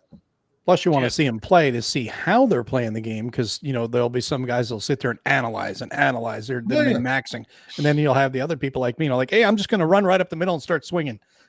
And that's the different play styles too. That is an important part of playtesting, because you want to see, what, hey, that guy just showed me by running up the middle that I thought was a bad idea. It's actually a good idea. It did work.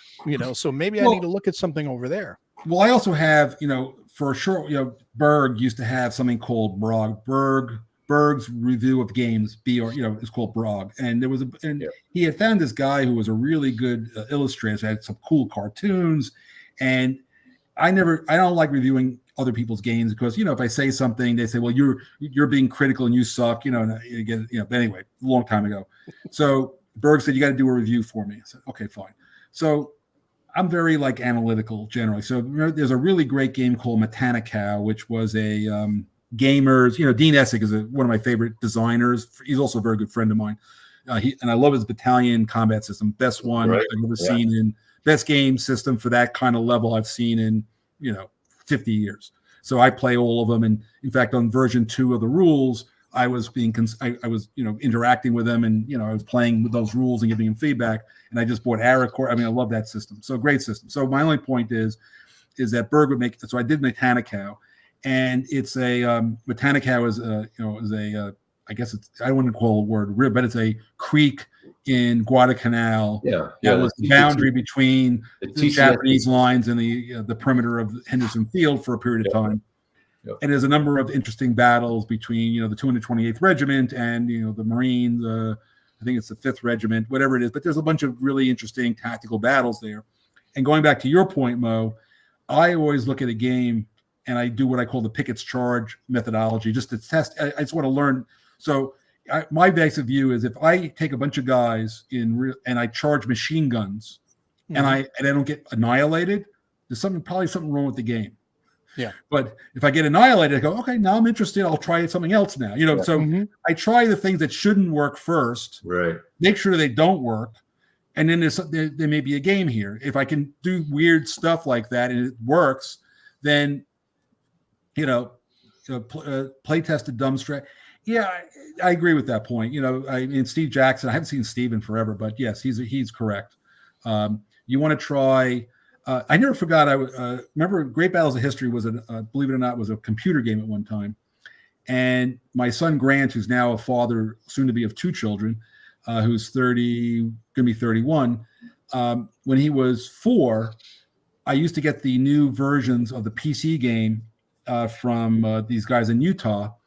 And I would take Grant, and he loved the elephants. And I would just tell Grant, play the game. And I just would watch where he clicked. And he could crash the program in under 2 minutes every single time. He was a 4-year-old with a button, and he knew how to use it. He goes, go, make the elephant go. The elephant's not going. It's not going fast enough. And then the computer goes, boom. So I would write up a report and say, look, when you click on the elephant, it gives you a zone where you can move it to, and you have to click within the zone. He kept clicking somewhere else, and it would crash the program. I said, well, why would anybody do that? I said, just fix it. Don't think about it too hard. Right. Just make it so that I click outside of the zone, it doesn't crash the program each time. And so Grant was one of the best he could crash. And when he couldn't crash the program, it was very stable. Yeah, we called making something marine proof, because if it could be done, it would be done. There you go.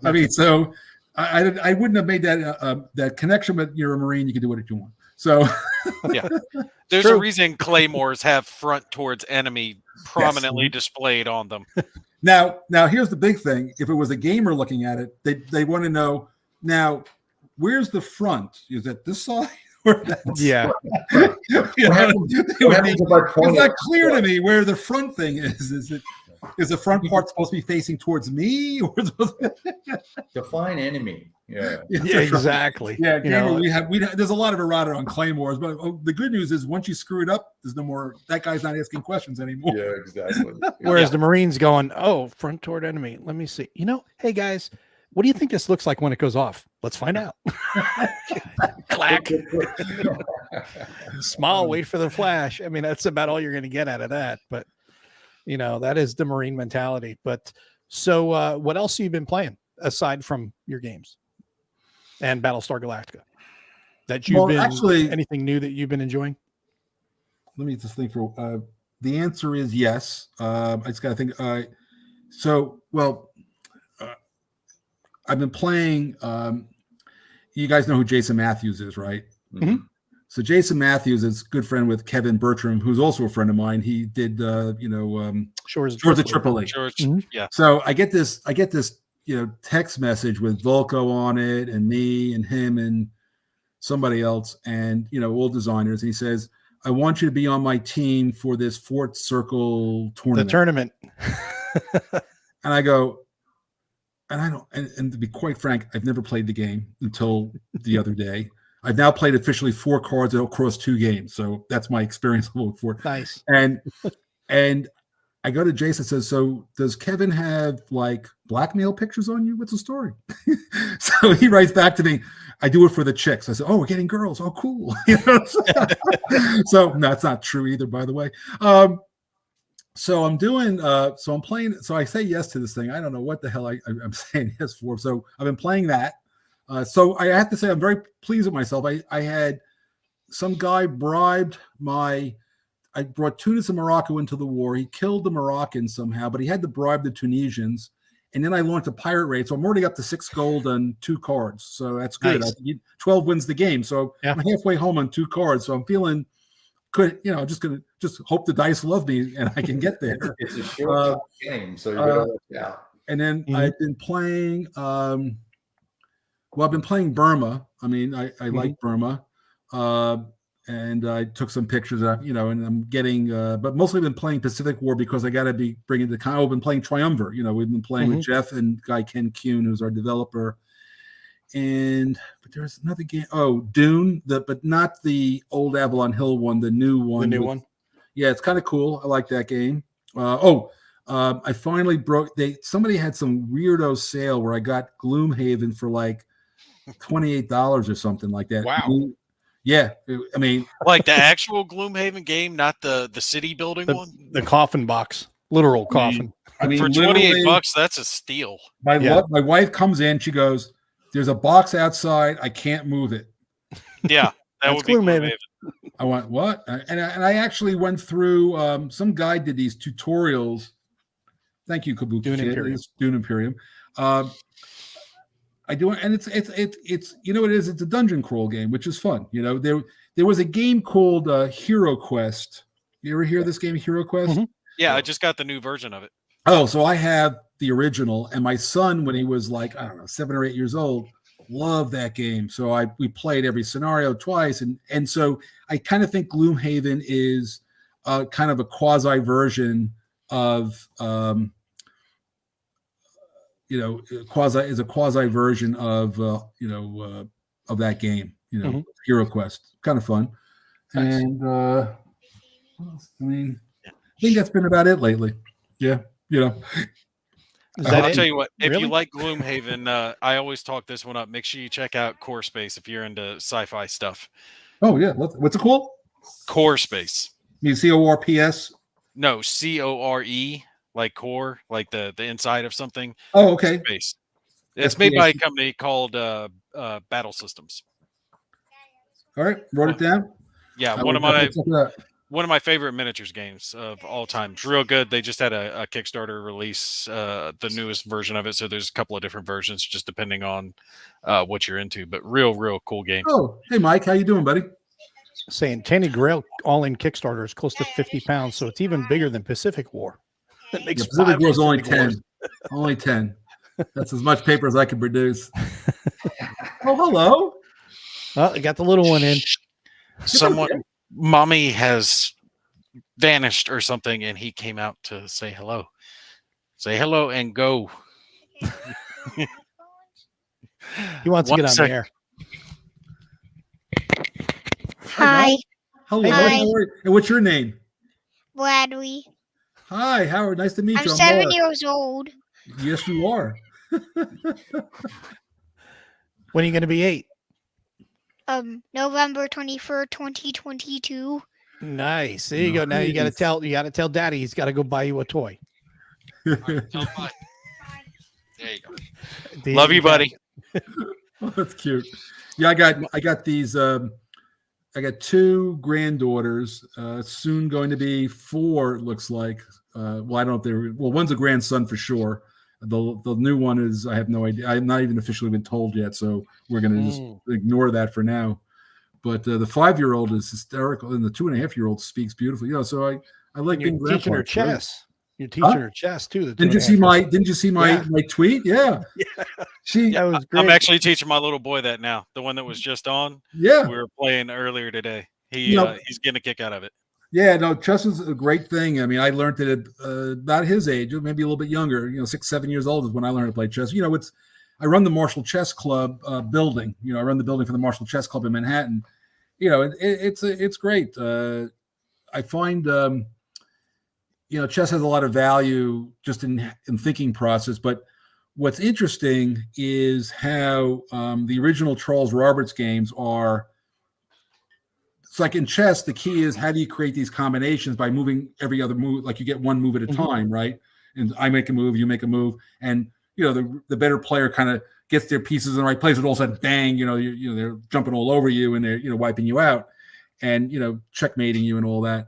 Whereas in games, the Charles Robert thing was I get to move all my pieces to make the combination. So the combination was the thing about the early games that was so fun. You get to move all some or none of your pieces, right?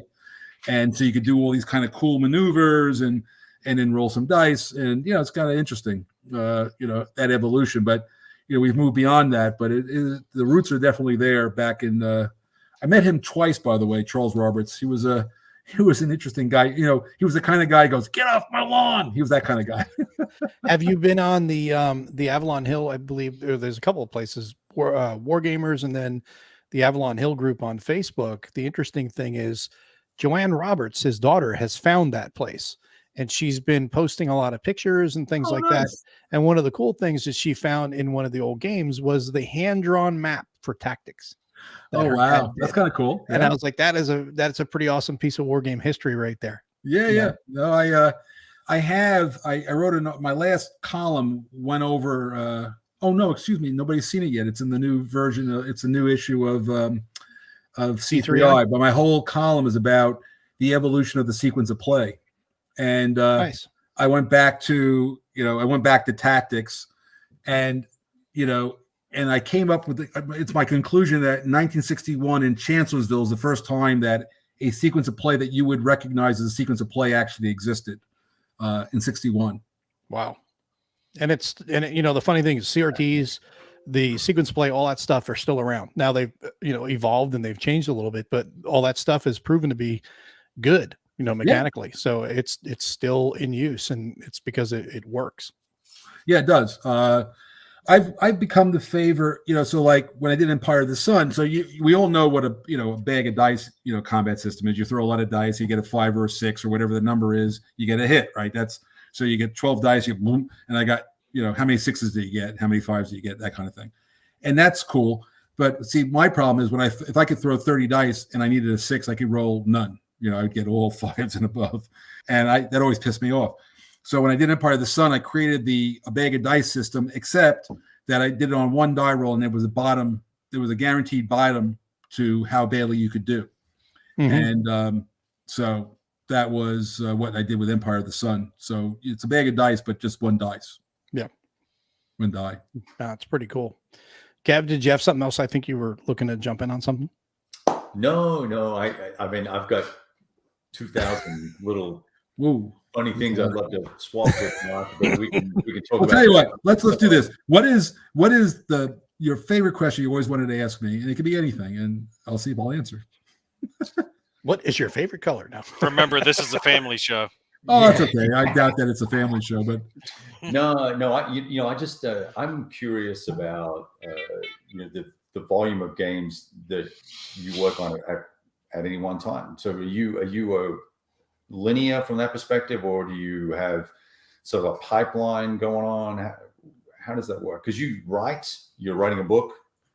You write columns. You obviously were busy, very busy professionally, and then you have the game design stuff. So just tell us a little bit about that, about your workflow and your process there, and how you go about things. And yeah, so I have at any given time, there's these yellow stickies all around here. Do you prefer red or blue pieces? That's funny.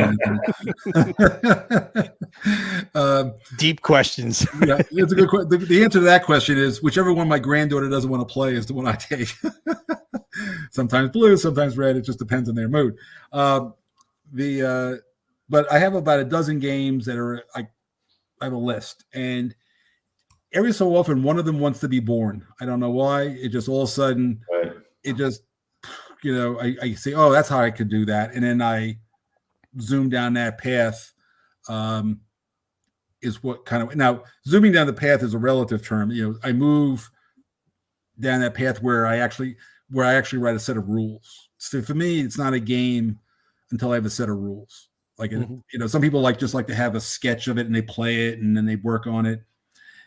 I mean, I do some of that, but once I've gotten past, that's like one day of time, putting a couple pieces on the board and shoving them around and seeing what that does. But then I write a whole set of rules. And when I write a set of rules, there's a game there. I'll know it when I finish writing the set of rules. Right. That's pretty much what I do. And right now, there are 3 games that have a set of rules. So if I put it that way, Triumvirate has a set of rules. Rebel Fury has a set of rules. I mean, a real set of rules. And this game called Mahan, which nobody knows about, has a set of rules. So those are the games right now. Nice. And then John had a question in here, otherwise known as Ken T.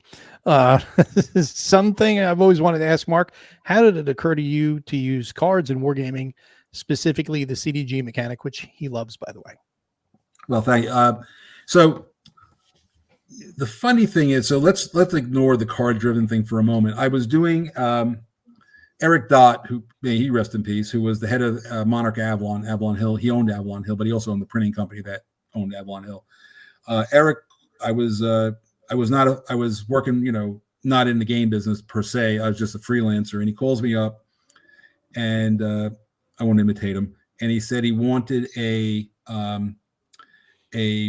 American Revolution, introductory American Revolution game. That's what he wanted. Okay. Fine. I took the commission. They sent me a contract. So then I went down and I did a game. And so basically I did a version of 1776, cities and troops moving around and all this kind of stuff. And I was at Victory Game. I was in a city, and I went to the 42nd Street Library. Is a very serious library in Manhattan, and they have a rare books division. And because I was able to finagle my way in, there was a book I wanted to read by this guy named Lieutenant John Simcoe. Did you guys ever see the series Turn? Yep. Oh yeah, love that show. Sure. Yeah. So John Simcoe is well represented. He's a real person, and after the war. And by the way, he eventually became the governor of Canada, and he was the first person in the Western Hemisphere to free slaves. He emancipated the slaves. So it's a total animal in the battlefield, but kind of very unusual guy. But anyway, the point is he wrote a memoir of the American Revolution, and I got to read the original, written in 1787 out of London. It was a small, and I got to read the original in, actually had the real book, and I read it, and I took notes. And the American Revolution that he described, I had never heard about. It was a counterinsurgency coin kind of war. And so I threw away the first design, which was finished, and I did an area control game.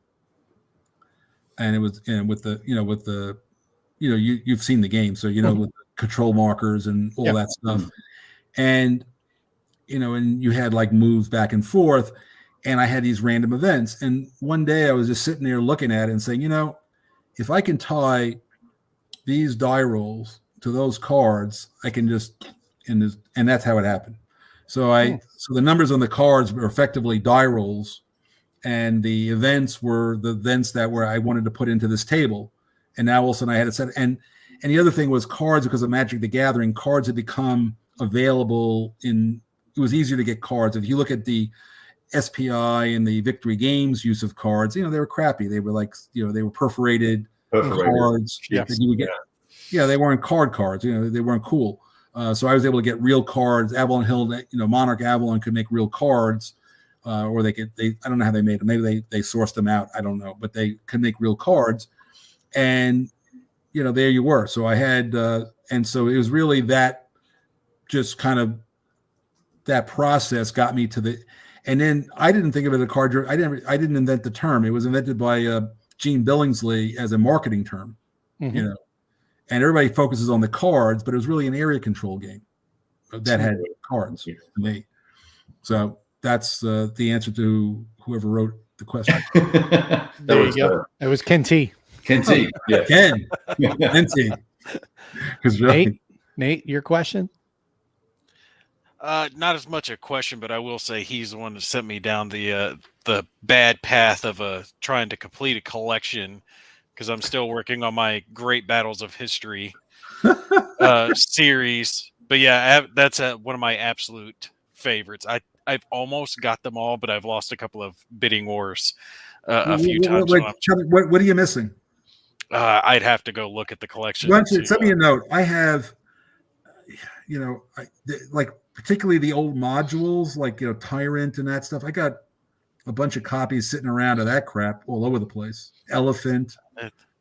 So if you need that might be one. No, I got the Chapta Gupta or Chandragupta. That was a Berg special. Yeah, Devil Horseman, Alexander. I think SPQ might be one I'm missing. I'd have to check, but I've got a bunch of. You sent me send me a list. But SPQR is coming back into print for sure. I think. Yeah, they're doing another edition. Yeah. How involved were you with the simple Great Battles of History? Well, so you have to understand the relationship between me and Richard Berg. We were like, blood brother friends. I mean, I met him when I was in college, and he came into a room at the first Origins. We just like I don't know what it was, but we just got each other. He could talk a mile a minute, and I like listening, and he just cracks me up. I mean, that was just and his wife liked my wife, which is probably the most important thing. So once the women like each other, then all works, right? That's the basic rules. Then we started doing game. We did this Great Battles of History system together. So the simple battles, he one day, I mean, literally, he sends me this thing, says, "Hey, I did a new rules set I want to put out." I said, "Okay." I mean, that was pretty much. I had zero to do with the simple battles of great. He just sat down and wrote it one day, and we put it in a book, and everybody liked it. So they liked the original system, they liked the new system, and I think that gave a lot of legs to it because people had options. Yes. Yeah. That's how I got started in it. Yeah. And I was going to be patting you on the back for it because that really expanded my love of the series. No. Now he's like, well, screw you. I don't care. No. I'd be honest with you. I'm very truthful, but and it's certainly last thing I'm going to do is take credit for something my good friend did. No, that was all Berg. That was all old Berg. Like I said, I was working a full-time job. At one time I had 6,000 people working for me, so I was a very busy guy. Mm-hmm. And Berg one day sends me an email with this set of rules, and I just said, "Great, let's do it." What the hell? And so that's pretty much how it happened. So no, that was all him. No, that was great. That he did outstanding with that because it was harder for me to get the games to the table before that came out, and once I got that, it really opened it up because it was a much easier rule system. Plays faster, yeah, Fantastic. Plays faster. Everything worked well. I just love it, man. So we will give full credit to my old deceased friend. That's a Richard Berg special, and you owe your love for GBH not to me because I whatever I did wasn't good, but he was a genius, so he did good stuff. So, well, no, you're part of the game series. I wouldn't have something to love if you weren't there with it. I will tell you. So you got to remember. Let's go back to this. You're in diapers still, Nate. Nothing personal. 1985, right? And and I'm at Victory Games, and I leave in '87, right? And now I'm living in Washington, and Berg's got this company called Simulation Design Incorporated, I think SDI or something like that. I don't remember. It was, he did a couple of games. He did his own publishing company, and he calls me up. He says, "I want you to do a game for me." I said, "Okay, fine, I'll do a game for you." So I do the original Alexander in the yellow box. I don't know if you've ever seen that one. And I did the whole original system that the whole series is based on. And Berg was in New York. I was in Washington. And then I get a note from him saying, I sold you into indentured servitude to this guy named Gene Billingsley from GMT Games. I didn't even know who GMT Games was. And they got the contract, and I'm doing it for them. Okay, fine. So I had already finished the game, and he was going bust or something. So then there was this guy named Ted Kohler, who was an artist from Victory Games, and it was Gene. So basically, Berg's in New York, I'm in Washington, Ted's in Florida, Gene's in Hanford, California, and we're interacting, mail back and forth. We're using Genie Network, which was at the time became AOL eventually, and so we're doing all this stuff. And then I get to this convention, and they hand me a box in shrink wrap. I hadn't seen it since it was paper and words. And I was just stunned that I just did a game where I never met anybody in person.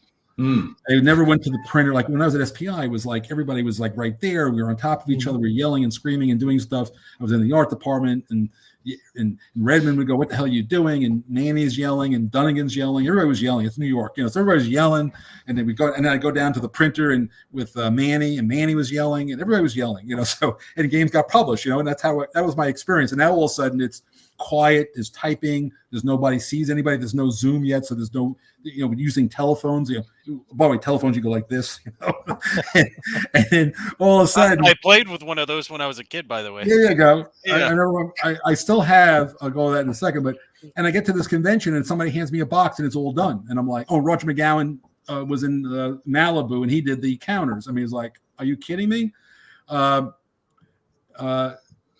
It's crazy, And by the way, there's a family house in Cape Cod. There are 2 rotary phones that are voice over IP rotary phones, and nobody knows how they work. The technician goes, "This is not supposed to work," but there must be somewhere deep in the code that this works somehow, because we plugged it in and it worked, and it's a rotary phone.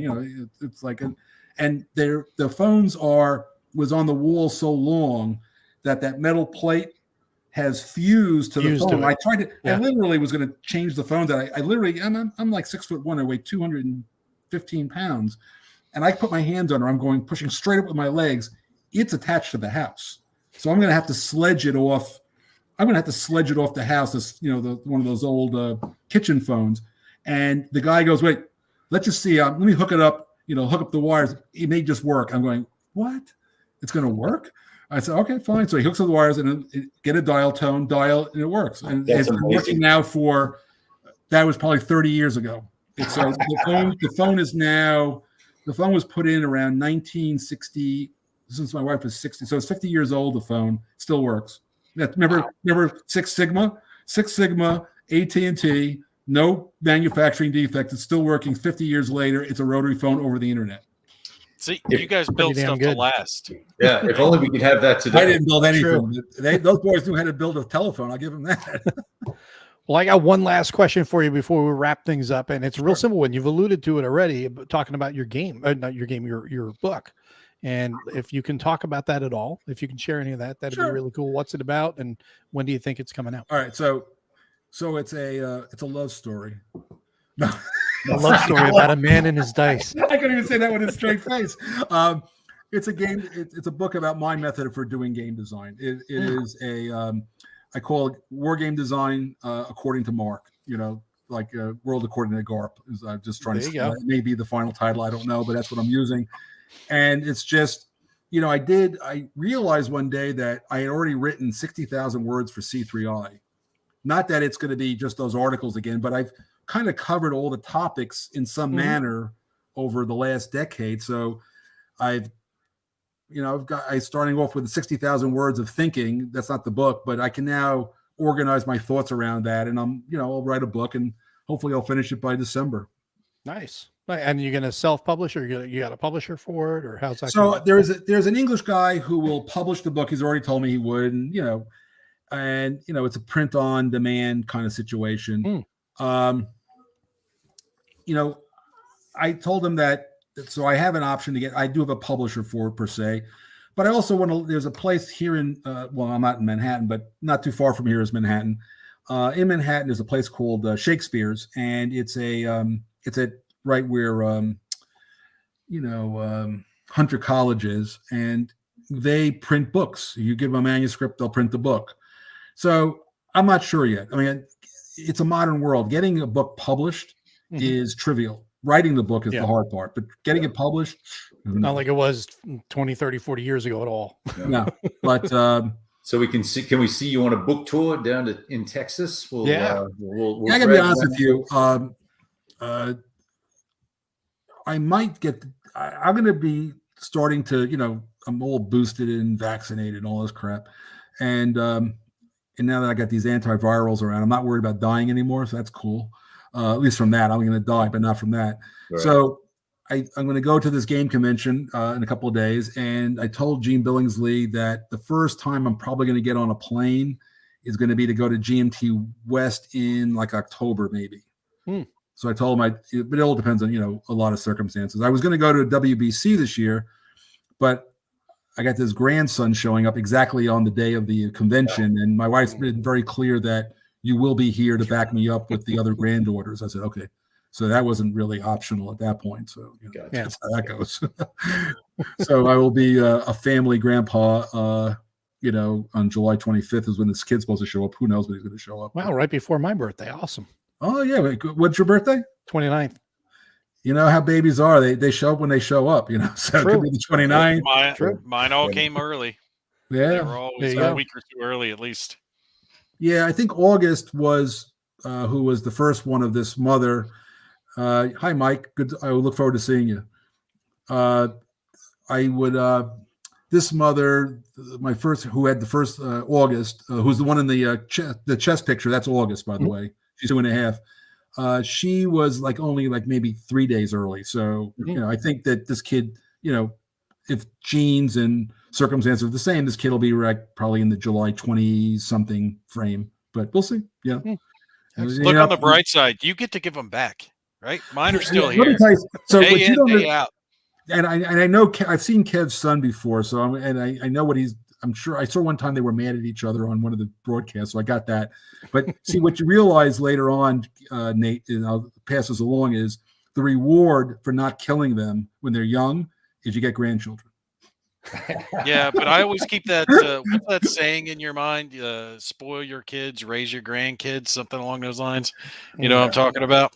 Oh yeah, I got to tell you, with my daughter, who by the way I love that girl and she's fantastic. But when she was a teenager, I think one day she really, she was 14 or something, and sent me when you were going to kill your son. I saw you one time.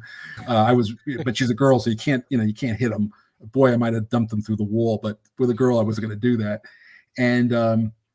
And I called my mother up and I said, Mom, I'm sorry. She goes, for what? I go, for everything. Everything. Puts it in perspective. And she just cracked up. She goes, I said, oh, is Lara acting up? I said, oh yeah. Yeah. I've been blessed with 3 boys and no girls. So that's my lucky day right there. So they're all good lads, but some days they're not. Look, I will tell you the one thing I have discovered though, there's what's that old saying, a girl, yours for life, a son is son until they take a wife or something like that, So girls are they love their daddies. And, if I could be, I will never be homeless or in an old age home with my daughter. She will she'll take care of me forever. My son would be like, fuck, I'm getting rid of him. Kick him to the curb. I'm done with him. There's a pasture over there. We can dump him there. Just put him over there, throw him some food. It'll be fine. My daughter would never let that happen. So sit in the corner, old man, and roll those dice and shut the hell up. That's right. You got it, man. That's exactly what's going to happen, buddy. Hey, the sooner you're gone, the sooner that inheritance hits, right? Oh yeah, believe me. You know, my goal is that I'll bounce the last check as they kick me into the ground. You know, that's my plan. Hey, that's a good plan. The way I'll to tell you do what, it. my little girl's got me wrapped. She's already got me figured. She's 2 years old, and she'll pull the daddy. Oh yeah, and you think that's going to get better? Oh Oh no, she gets whatever she wants. She just asks and she just gets it. She's like, "Well, you don't do that with our boy," and I'm like, "Well, he's a boy. Yeah. I got to raise him to be a man." Suck And it my up, little Buttercup. girl. that's funny. That's funny. She's just got to ask. Oh yeah. Well, Mine was thanks the a lot. same. All right, No, my go ahead. pleasure. Thanks for the time. No, I was going to enjoyed- say thanks a lot for joining us, Mark. Really appreciate it. My pleasure. And, It's been fun, you know, just messing around, and I hope the Battlestar Galactica thing wasn't too disruptive, but it was amusing that to was me to fun. do it. Another dimension. I just thought it would be. I'm into doing stupid, crazy things at this point in my life, so that seemed like, you know, for as things go, that wasn't too bad. Well, you know, the funny thing is when you messaged me about that, you're like, you know, I got a Battlestar Galactica game. Is that going to be a problem? And I was like, well, I've seen you play South Pacific against 12 people at once or 14 people or whatever it was in San Diego. I think you can handle both. So not a problem. I got to tell you something, by the way. I was never that mentally exhausted in my entire life. I remember. Oh my God, that is a lot harder than it looks. Yeah. You made it look easy. It But didn't that feel was easy. funny watching you up and down. It was like, you know, Bobby Fischer type thing. That was kind of neat. Well, that was the inspiration, obviously. It was pretty cool. But again, thanks a lot for having. Well, anyway, if you coming guys on. ever get your way up to New York, let me know, and we'll play some games, Kev. Yeah. I'd Yeah, love to. definitely. Love to.